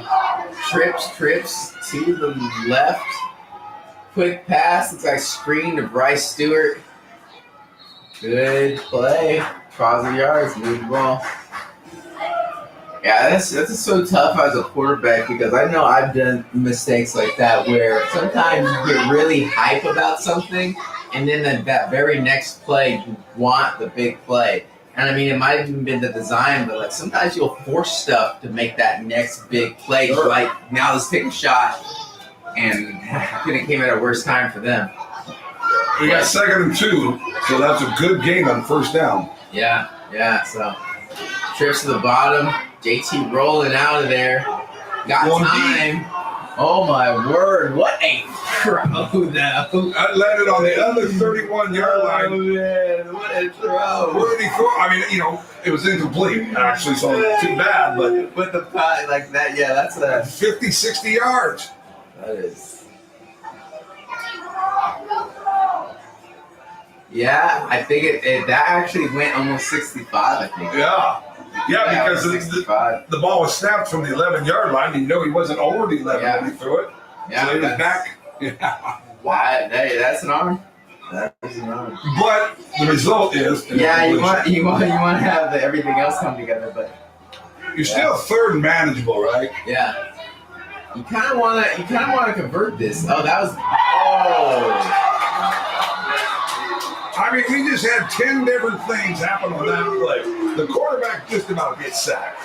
You think maybe he shouldn't throw the ball. He throws the ball out. The receiver catches it. He's running. He gets hit. The ball's out there. Now the other team gets the ball. And that was that hit was legal, but man, I think he might have broke. I think he really might have broke something like that. It was a hard hit. That was a hard hit. And he's out. He's fine. That's good. But maybe the wind knocked out of him. Whew, he looked like he was in pain. Yeah, and I can't. We're too far away. Yeah. But it looked to me that it was a body shot, right? And so that's I mean, it was absolutely illegal. Like he hit the ball. Yeah. Those are the kind of hits you gotta want to do when it comes to on the defensive side, like to dislodge that ball from the wide receiver. That would have been a first down. You got to make that play. The big question here is, was it a completion? It was not. It was counted as an incompletion. So it's still 4th and 2. Do you go for this? Heck no. I feel like but 4 minutes, huh? Really? No, I feel like you have to punt this because if you go for it and you don't convert, you're giving them like a instant score practically. You can't go for it, right? Because are you willing to win the game by 2 points? I'd win by a point. Yeah. It's like they're punting it. But check out if you are a Tacoma fan, this is a great opportunity for you. Yeah. Oh yeah, because let's play this out. A good kick will be caught, received on the 50-yard line. Any type of return, 3 minutes to go, and you're within a single pass of the end zone. That's the point. You're close enough that one pass wins the game. Yeah. This is getting really interesting. But the Seminoles defense has really stepped up. That's a great kick. Look at the hang time. Tons of hang time. He fair caught it. So they get it about the 40.